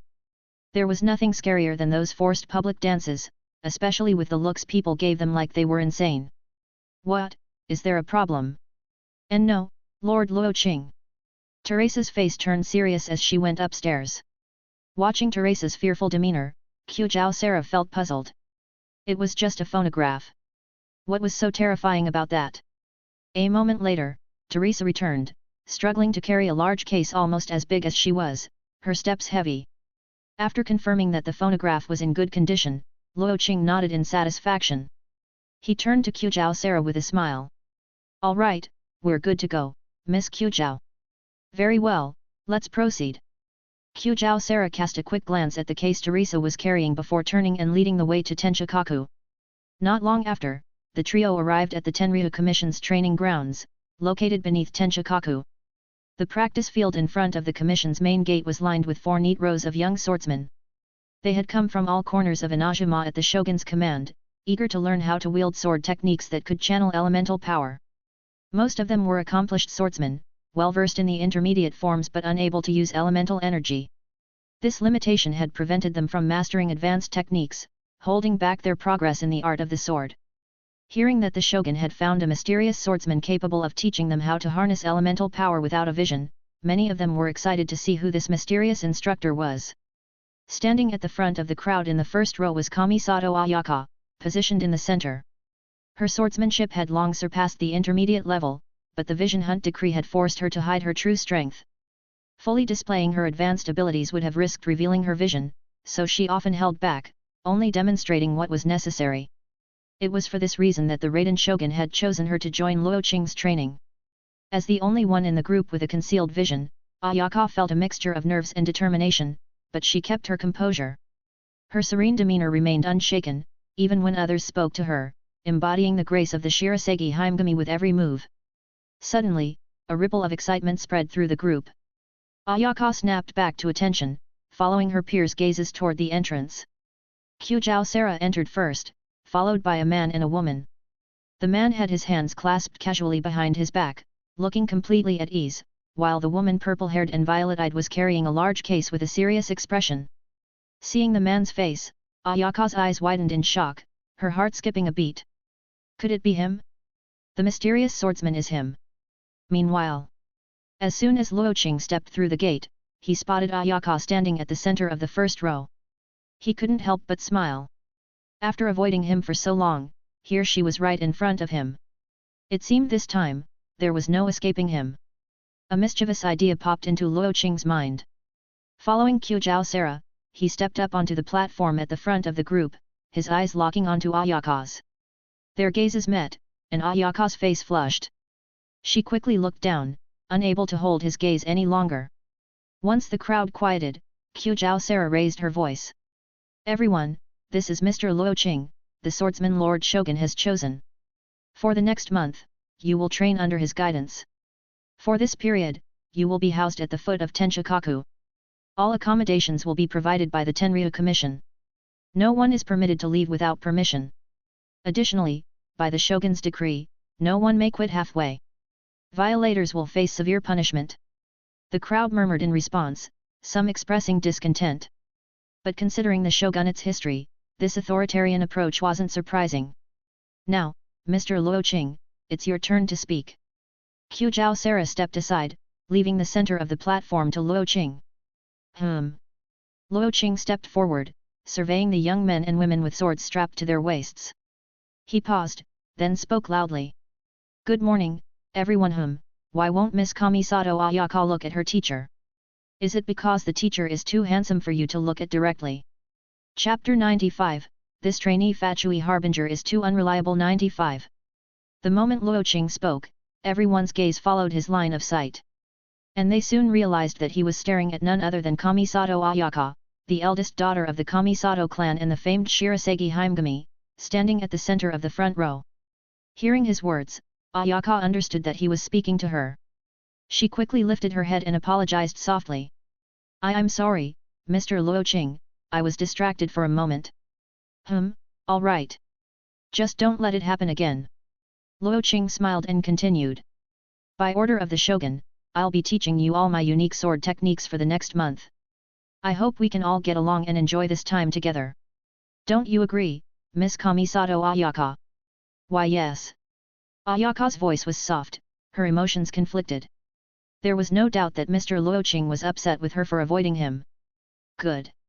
Luo Qing nodded before addressing the rest of the crowd. One more thing during this month, you are all required to address me as master. Understood? Yes, master. The crowd responded in unison. Most of them had been training under sword masters since they were children, and calling someone master or lord was nothing new. They weren't from Liyue, so they didn't mind the cultural implications. Hearing the chorus of master from the group, Luo Qing felt a surge of satisfaction. But something was still missing. He lowered his gaze to Ayaka and gave her a gentle smile. Did you hear me, Miss Kamisato Ayaka? Ayaka's cheeks turned a faint shade of red as she averted her gaze, speaking softly, why yes, master. Hearing Ayaka's voice, Luo Qing's heart soared. Ah! Now it felt right. All right, that's enough talk. I'm sure you're all eager to see what I can do. I'll now demonstrate the sword technique I've developed, the Breath of Thunder. The crowd buzzed with excitement, curious to witness this so-called Breath of Thunder. Just as anticipation reached its peak, Luo Qing added with a mischievous grin. For the demonstration, I'll need a volunteer to act as my opponent. Anyone can volunteer. Though he said anyone could step up, it was clear to everyone who he had in mind. Throughout the entire announcement, Luo Qing's gaze had remained fixed on Ayaka, not wavering for a second. Suddenly, a voice from the corner of the crowd called out. Master! I volunteer. No, you don't. +1 frustration value from Qiao Sara. Luo Qing cut the young man off without hesitation, silently cursing the boy's lack of awareness. Then he turned back to Ayaka, his voice soft and encouraging. Is there anyone who wants to volunteer? Ayaka glanced around, realizing that everyone was now staring at her. Feeling the pressure, she raised her hand timidly. Master, I volunteer. Thank you for volunteering, Miss Kamisato Ayaka. Luo Qing jumped down from the platform, landing gracefully in front of Ayaka. He called out to the rest of the group. Make some space for me, everyone. Time to put on a show. A short while later, the center of the training ground was cleared, leaving only Kamisato Ayaka and Luo Qing. The rest had moved to the sidelines, including Teresa and Qiao Sara, who sat cross-legged on the edge, waiting for the demonstration to begin. Master, what should I do? Ayaka stood at one end of the training ground, gripping her personal sword tightly, her mind racing.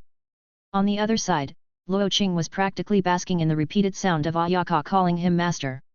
It took him a moment to gather his focus. He walked over to the weapons rack, selecting a bamboo practice sword. Don't hold back, Miss Kamisato Ayaka. Just come at me with everything you've got. Is that really okay? Ayaka hesitated, glancing nervously at Qiao Sara. She had no idea how strong Luo Qing was. Seeing him choose only a wooden sword, she feared that she might accidentally injure him if she wasn't careful. It's fine. Just attack. Luo Qing reassured her with a laugh, holding the wooden sword at his waist in a drawing stance.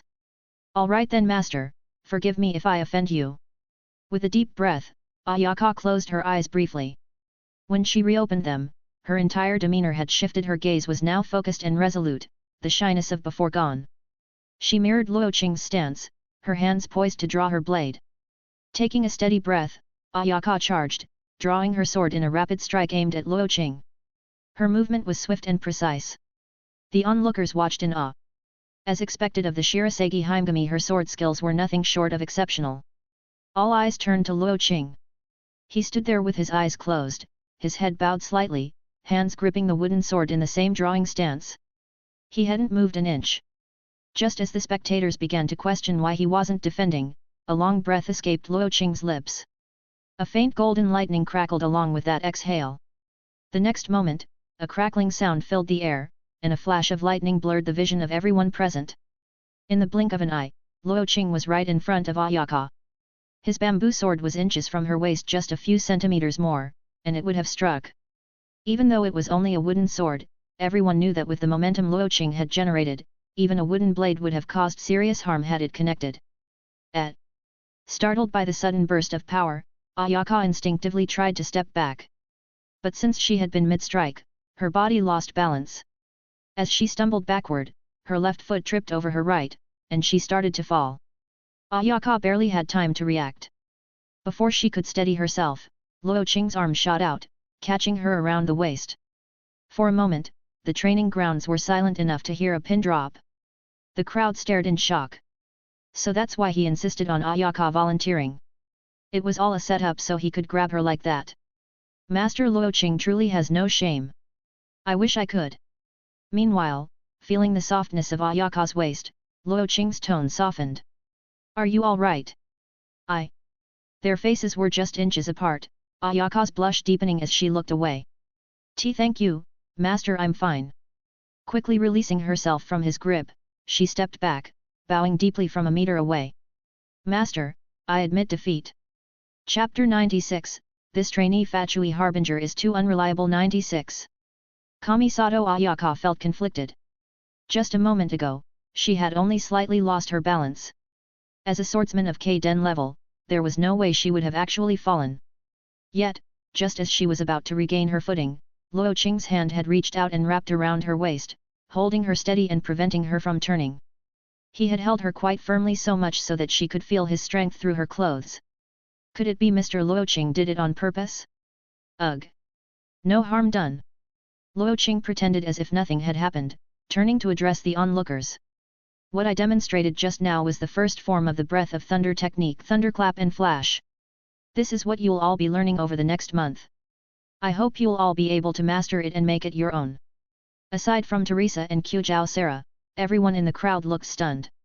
The faint golden lightning that had crackled around Luo Qing as he drew his sword, the sheer power of that single strike, it left them all speechless. If they could master that technique, their sword skills would improve dramatically. Excitement spread across their faces. Luo Qing then turned back to Kamisato Ayaka with a look of approval. Miss Kamisato Ayaka, your swordsmanship is quite impressive. From today onward, you'll be our class representative. Do your best, alright? Hey! Master, what does class representative mean? It means you're the senior student of the class. Oh Ayaka bowed her head, feeling a bit embarrassed. Meanwhile, the other young swordsmen present had caught on. It was obvious that Master Luo Qing had a thing for the Kamisato heiress, which was why he kept focusing on her. But the Kamisato heiress didn't seem to mind. In fact, she looked a bit shy. Could it be that the two of them were actually? Curiosity was in human nature, and as the crowd speculated on their relationship, Luo Qing made a grand gesture, signaling Teresa to bring up the large case. Under everyone's gaze, Teresa reluctantly opened the case, assembling the giant phonograph and placing it on the platform. All right, everyone. Line up in 4 rows. Luo Qing's command had the crowd quickly falling into formation, mirroring their earlier positions. As the ancients say, a healthy body is the foundation of revolution. Standing tall on the stage, Luo Qing declared seriously, before we begin formal training, it's crucial to start with some daily warm-up exercises. Miss Teresa, my assistant, will now lead you in a warm-up routine. He gave Teresa a meaningful look. +1 frustration value from Teresa. Understanding his command, Teresa stepped forward, her face troubled, and spoke loudly to the crowd. Everyone, follow along with me. I'll demonstrate each move one by one. With the crowd's eyes on her, Teresa hit the play button on the phonograph. Suddenly, the Tenryo Commission's courtyard was filled with an upbeat, catchy tune. Thump thump thump thump thump thump thump thump, the vast horizon is my love, the flowers bloom at the foot of the endless green mountains. What's the rhythm that's the most groovy? Except for Teresa and Luo Qing, everyone including Kamisato Ayaka looked utterly bewildered as they stared at Teresa. Qiuzhao Sarah, who stood in the corner, furrowed her brow and shot a questioning, bewildered look at Luo Qing. In response, Luo Qing merely smiled, his expression saying, "Everything's under control," before stepping forward with a warm smile. "Don't just stand there, everyone. Move along with Miss Teresa." He raised his voice. "Oh, and by the way, Qiao Sarah just said that if you don't follow my instructions, you'll be in trouble." The crowd froze, turning their gaze to Qiao Sarah. She remained silent, pretending not to notice, effectively confirming Luo Qing's statement. +1 frustration value from Kamisato Ayaka. +1 frustration value from Umkawa Koko. +1 frustration value from Shibuze Aji. +1 frustration value from Zayu Keiko. Total frustration value earned, 40.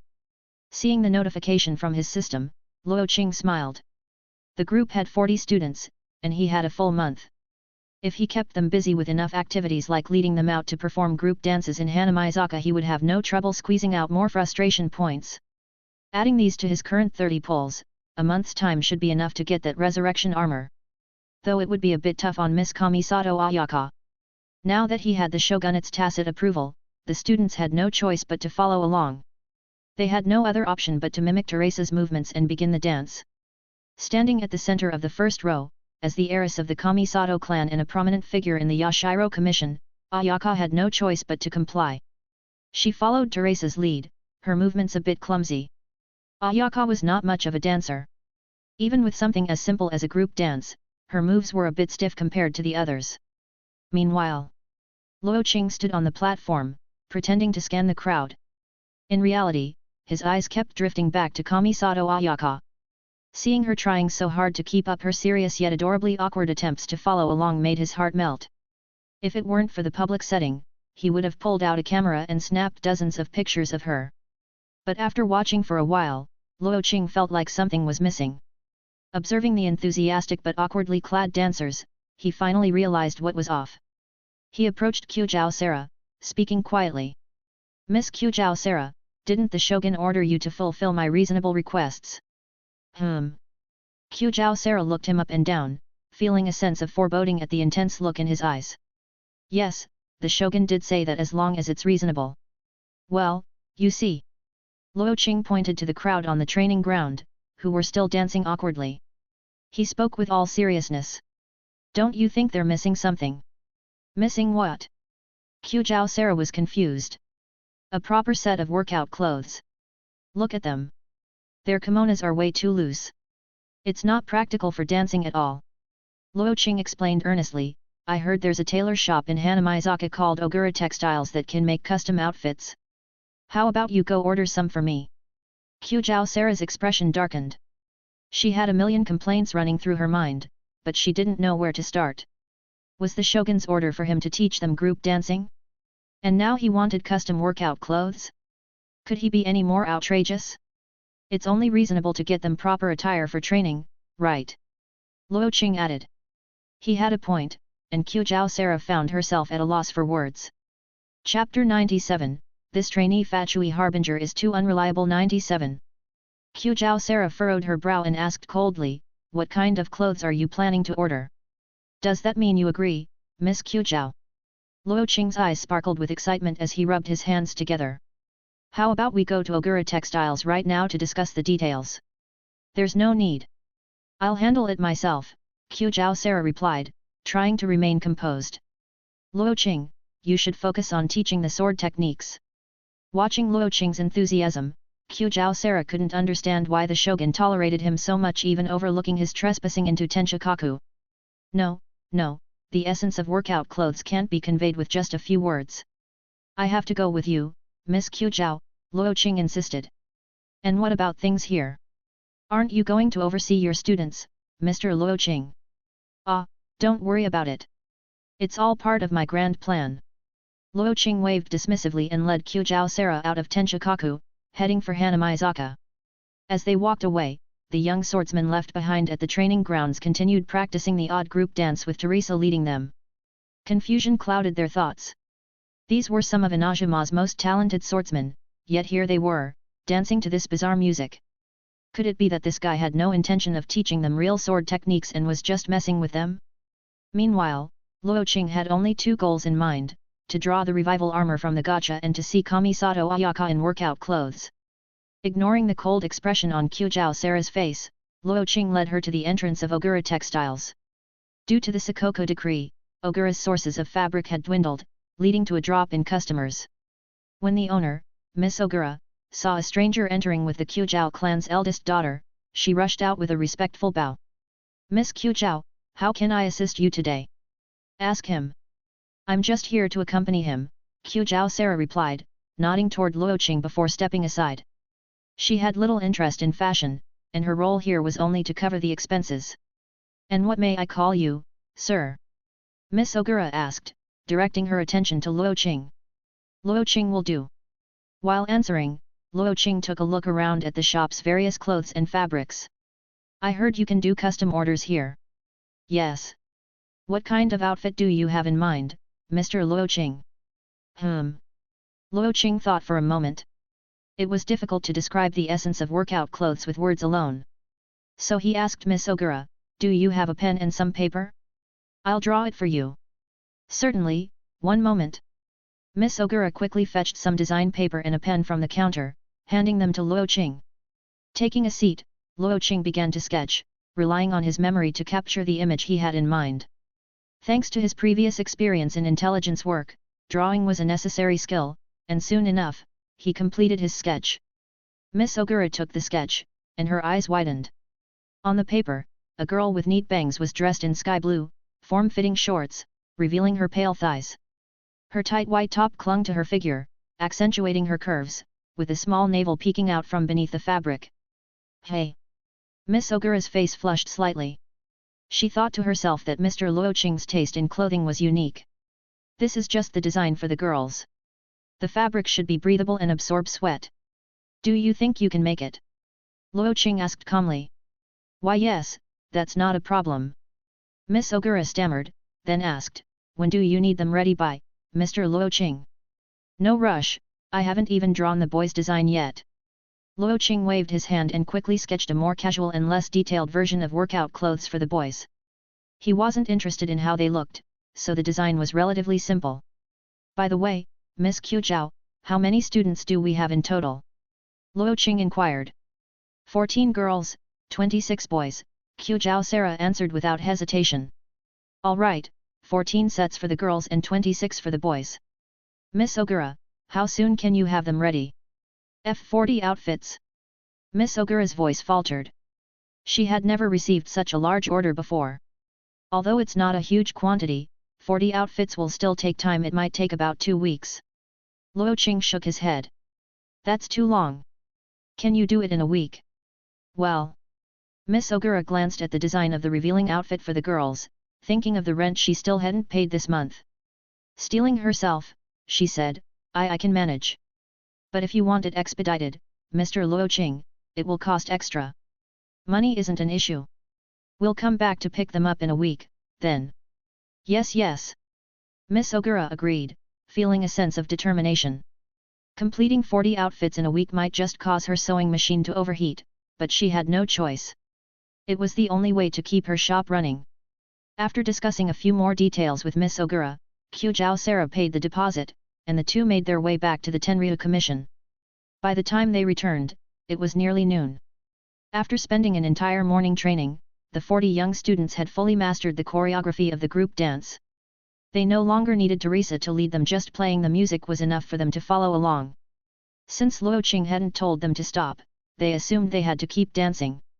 And so, for the entire morning, Teresa watched the group repeat the strange dance again and again. As she observed these confused yet diligent young swordsmen, Teresa couldn't help but remember her own days of training under Luo Qing's guidance. They were so innocent back then. Seeing Luo Qing and Kyujao Sera return, Teresa waved her hand to signal a break. "How's the training going?" Luo Qing asked as he approached. "Reporting to Mr. Luo Qing, they've all learned it. They can now complete the dance without my guidance." Teresa replied enthusiastically, her expression eager to be praised. "Very good." Luo Qing nodded approvingly and turned his gaze to the students. Most of them looked lost, clearly wondering what the purpose of all this was. They had come to learn swordsmanship, not how to dance. Then his gaze landed on Kamisato Ayaka. Sweat glistened on her delicate face, her cheeks flushed a rosy pink, and her chest rose and fell as she caught her breath. When Ayaka noticed Luo Qing's gaze, she didn't look away. Instead, she met his eyes and smiled. For some reason, she found that she enjoyed dancing with everyone. Maybe, when she got back, she could teach it to her brother and Toma. They could dance together. Yes, and maybe she could also invite her friends from the Yashiro Commission's end to join in. Chapter 98, This Trainee Fatui Harbinger is Too Unreliable. 98. The morning passed, and the 40 students, who had yet to see any actual sword techniques, only endless group dancing, were growing visibly frustrated. Some took the opportunity to complain to Qiuzhou Sarah during the lunch break, but all they got in return was, "Mr. Luo Qing has a plan. Please be patient." And with that, they were dismissed. By the afternoon, many of them were disheartened, their eyes dull with the thought that the entire month might be wasted on pointless activities. But just then, Luo Qing stepped up onto the platform, casually gripping a wooden sword, and said loudly, "After this morning's practice, I trust you all now fully understand the importance of warm-up exercises. So, starting today, every morning and evening, you will all perform the dance you learned." "Understood." The students' expressions were hard to describe. They were beyond dismayed. Who in the world uses group dance as a warm-up? Luo Qing scanned the crowd, noting the rising tide of frustration value in his system log, and a satisfied smirk appeared on his face. He continued, "This afternoon, I will officially begin teaching you the first form of thunder-breathing thunderclap and flash. Now, Representative Ayaka, come up here for another demonstration." At the mention of her name, Kamisato Ayaka hesitated. The last time she had been called up for a demonstration, Luo Qing had ended up holding her by the waist. What if he did something strange again this time? She glanced around and saw her peers watching expectantly. With a slight bow of her head, she hesitantly stepped forward, walking over to Luo Qing. "Master, how should I cooperate with you this time?" she asked softly. Luo Qing smiled gently. "No need to worry. I'll handle everything." "Hey!" Ayaka was momentarily stunned. "Now then, Kamisato Ayaka, grip your blade and assume a drawing stance." "Oh, okay, master." Quickly obeying, Ayaka took hold of her blade at her waist, leaning forward slightly into a drawing position. "Good. Now, close your eyes and breathe slowly." "Yes." "Feel your breath. Let your breathing merge with the blade." "Yes." Following Luo Qing's instructions, Ayaka calmed her breathing, focusing intently. "Very good," Luo Qing praised, moving behind Ayaka. His left hand rested lightly on her shoulder, while his right hand slid over hers, clasping the hilt of the blade together. The sensation of his hands, warm and firm, caused Ayaka to freeze. Her heart skipped a beat, racing wildly. She could hear every breath he took. Aside from her brother, no boy her age had ever been this close to her. Ayaka felt caught between the urge to pull away and stay exactly where she was. Logic told her she should resist if Luo Qing was doing this on purpose, but her heart? Meanwhile, the students watching this scene were stunned. This wasn't teaching, this was blatant flirtation. And with Kamisato Ayaka, the eldest daughter of the Kamisato clan, the White Heron Princess no less. Why was Luo Qing being so brazen? "Ayaka! Why aren't you resisting?" Some of the young men, who had long admired Ayaka, looked towards Qiuzhou Sarah for intervention. But she simply stood there, impassive as ever, pretending nothing was amiss. "Don't mind anything else. Just focus on your breathing," Luo Qing instructed as he activated thunder breathing, channeling electro-energy into his body. "Yes, Master," Ayaka replied, her voice a little shaky. Realizing he was guiding her to perform thunderclap and flash, she felt a wave of relief. She had misjudged his intentions. With her mind clear again, she followed his lead, synchronizing her breath. Suddenly, a tingling sensation spread from Luo Qing's warm hand, passing through her grip, and down to the blade. She felt the charge of electro-element flowing through their combined hold. "Now draw the blade." Luo Qing's voice rang out, and together they drew the sword. In a flash, the silver blade sliced through the air, trailing faint golden sparks, and the soft crackle of electricity echoed in the training ground. It was only then that the spectators realized Luo Qing had used his own power to guide Ayaka in performing the move. So he wasn't flirting after all? A wave of guilt washed over some of them. "Kamisato Ayaka, how did it feel?" Luo Qing asked gently as he released her, stepping back to face her. Ayaka was caught off guard, unsure if he was asking about the technique or the closeness they had just shared. It was okay, she replied, lowering her head, her cheeks turning a delicate pink. Did you notice anything different in our breathing? I think I did, Ayaka answered softly. She recalled Luo Qing's rhythmic breathing during the demonstration. With every inhale, he seemed to draw the surrounding electro-energy into his body, circulating it through his limbs, and then into the blade when they struck. It was clear he hadn't used a vision. Master, you were drawing in the surrounding electro-energy with your breathing, weren't you? Ayaka ventured hesitantly. You're quite sharp. You've earned a reward. Luo Qing chuckled and reached out, gently ruffling Ayaka's hair. The crowd fell silent, stunned. They took back everything Luo Qing was blatantly flirting. Many had expected Ayaka to be upset by his bold move or at least protest. But to their utter shock, she blushed, lowered her head, and looked happy. Thank you, Master, Ayaka whispered, a hint of joy in her shy expression. The male students stood there, dumbfounded. Why did she seem to be enjoying this? Could it be they were already? Were they pretending not to know each other, trying to live out some forbidden romance like in those light novels? Hiss. Dash. Meanwhile, within the Tenryo Commission, perched high under a hidden eave, a small, tan-furred creature resembling a tanuki watched the scene below, its eyes narrowing at the sight of Luo Qing and Ayaka's closeness. The tanuki wobbled slightly, shifting back into a human form. Luo Qing really is dangerous. I need to report this to the clan head right away. With that, Seiyu's figure darted off, swiftly leaping from rooftop to rooftop, making her way to the Yashiro Commission. Chapter 99, This Trainee Fatui Harbinger is Too Unreliable. 99. A full day had passed. Though he didn't go through each move one-on-one, Luo Qing still took the time to carefully explain the core concepts of thunder breathing to each student. He wasn't going to be like the teachers from his past life, constantly watching over them. His job was to lead them to the path, but they had to walk it themselves. He'd only offer occasional pointers, leaving the bulk of the training up to them. By evening, when the students thought the day's training was over, Luo Qing gathered them in front of the Tenshikaku, by the statue of the thousand-armed, hundred-eyed god, for another hour of group dancing. This caught the attention of quite a few curious passers-by. Of course, it was mainly because the Kamisato clan's eldest daughter, Ayaka, stood in the center, drawing the gaze of anyone who walked by. Earlier, when they had danced in the training grounds of the Tenryo Commission, the students had simply found the dancing pointless. But now, with people stopping to watch, their sense of embarrassment shot up to new heights. That day alone, Luo Qing gained 319 points of frustration value. Even if the novelty wore off and the students' embarrassment dwindled, he calculated that the total points he'd gather in a month should still be enough to secure that revival item from the lottery. After the dance session, he finally gave them permission to rest. Those students from outside Inazuma City would stay in the Tenryo Commission's dormitories, while the locals were allowed to go home. Though Ayaka's home was with the Yashiro Commission, the Komore tea house was nearby, so she chose to leave the Tenryo Commission grounds.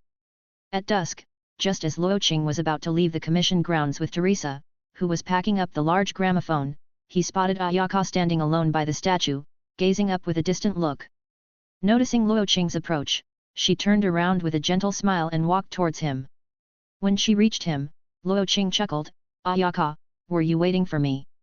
"Yes, Master." Ayaka's eyes flickered to Teresa at his side before she nodded and bowed her head slightly. "I'm sorry for avoiding you before." With that, Ayaka leaned down and offered a formal bow. She had stood there for a long while, thinking. No matter how she looked at it, Luo Qing didn't seem dangerous as her brother had suggested. He didn't pose a threat to her. He had gained the trust of the shogun, and was teaching swordsmanship at the Tenshikaku itself. He even had the authority to make them dance beneath the solemn gaze of the thousand-armed, hundred-eyed god statue. A statue meant to symbolize eternity, a place where the people of Inazuma wouldn't dare raise their voices or act disrespectfully. If Luo Qing was truly a spy from Snezhnia, how could he wield such power? She had a gut feeling that Luo Qing might just be the key to ending the Vision Hunt decree. So, for the first time, she chose to trust her instincts and defy her brother's warnings. She decided to keep seeing Luo Qing. Therefore, to express my apology, would you join me for tea at the Komore tea house tonight? Ayaka asked, her cute face filled with anticipation. Luo Qing's curiosity piqued at Ayaka's sudden change in attitude. This girl, who had once avoided him as if he were some monster, was now so bold? Well, since Ayaka invited me, it would be rude to refuse, Luo Qing said with a light smile, casting a sideways glance at Teresa. Ah, ahem. You go ahead, Lord Luo Qing. I just remembered I have something to take care of. You don't need to hurry back or, don't come back at all. Teresa quickly picked up the gramophone, hoisting it over her shoulder, and bolted off without looking back. She knew her master's flirtatious tendencies all too well. If she got in the way, she'd only be inviting trouble. Is she all right? Ayaka asked, watching Teresa's hasty departure with some confusion. She had considered inviting Teresa to join them at the tea house. Why had she fled so suddenly? It's nothing. She forgot to turn off the gas at home. She's going back to take care of it, Luo Qing said nonchalantly, waving a hand. But enough about that. The day's getting late. Let's head to the tea house. Hey? Oh, all right. This way, master, Ayaka replied, feeling a bit bewildered. She wasn't quite sure what he meant by gas, but seeing that Luo Qing didn't plan on explaining, she quietly nodded and led him to the tea house. It had been over a month since the two of them had shared a tea chat at the Komor tea house. As they approached the entrance, the tea house's hostess, Ko, gave them a surprised look. She remembered Ayaka's strict instructions to keep Luo Qing out. So why was Ayaka now leading him inside? But Ayaka said nothing, so Ko had no reason to question it. She greeted Luo Qing with a polite smile and opened the door for them. Inside, they sat in the same private room as before, facing each other across the table, enveloped by an awkward silence. Ayaka, as the host, was the first to break the quiet, nervously asking, "Is there anything you'd like to eat, master?" "The same as last time would be fine. If I recall, you're fond of sakura mochi, right?" Luo Qing replied. "Yes. Then that's what we'll have," Luo Qing said with a soft smile. "Ayaka, if you have any questions for me, feel free to ask." "It's all right." Luo Qing's experience as a spy had honed his ability to read people. Ayaka's inner thoughts were practically written across her face when he first saw her waiting for him. He knew exactly why she had brought him to the tea house. Ayaka hesitated, blushing slightly before finally speaking.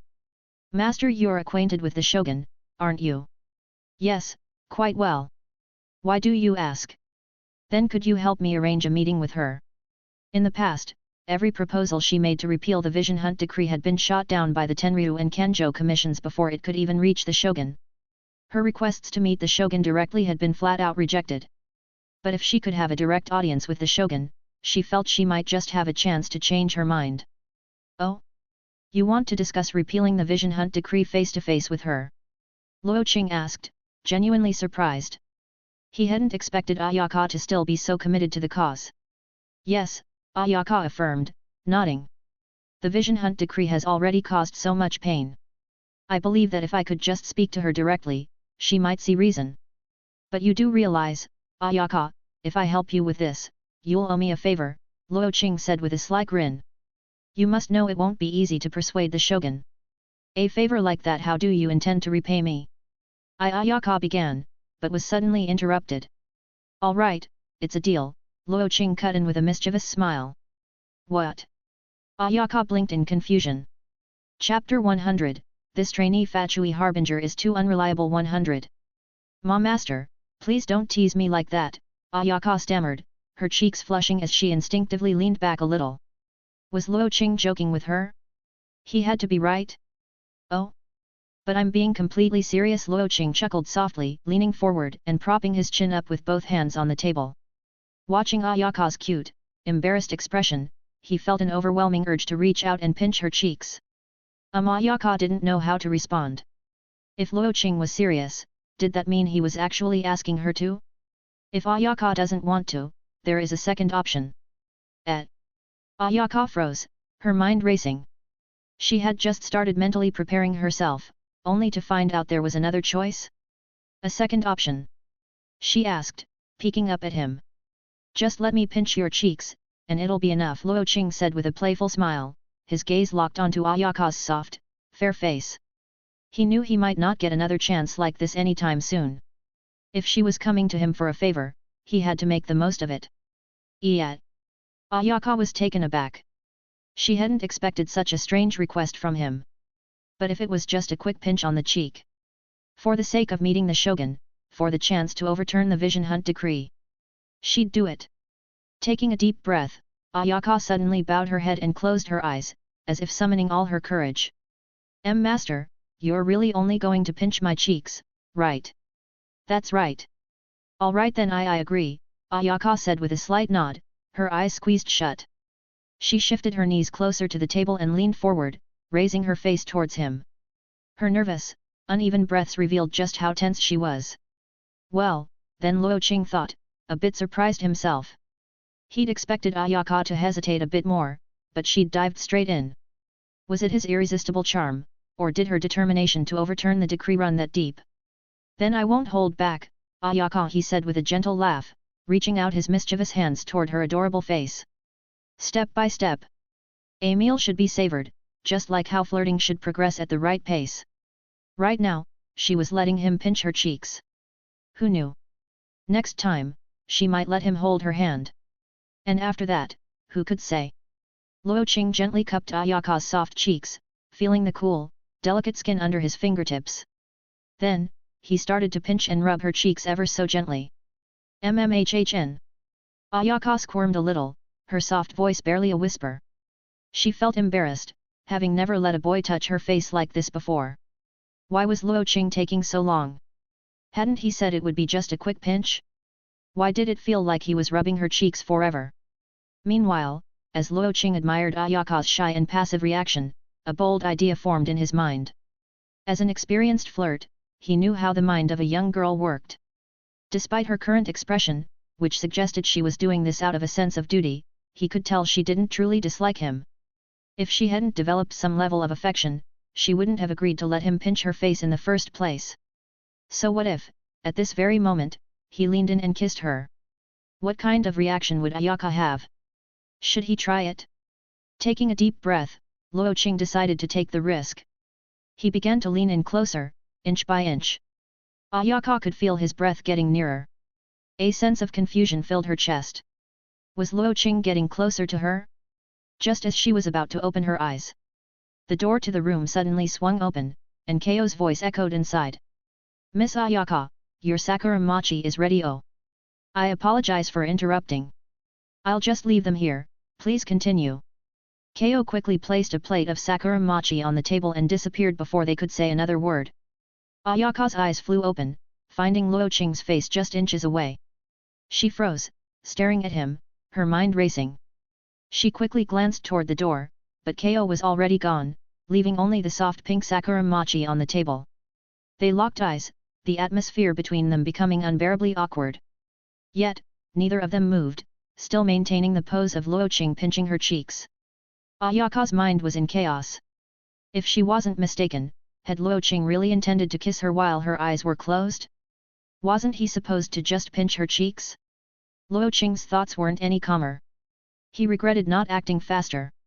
Those few seconds of hesitation had cost him, he'd been thwarted by the arrival of Ko. Now that Ayaka's eyes were open, any chance he had was gone. Sigh. Regret washed over him. Master, are you all right? Ayaka's voice broke the silence, her words muffled by Luo Qing's hands still on her cheeks. 1 more minute, he replied calmly. 1 minute later. Luo Qing finally released his grip, satisfied.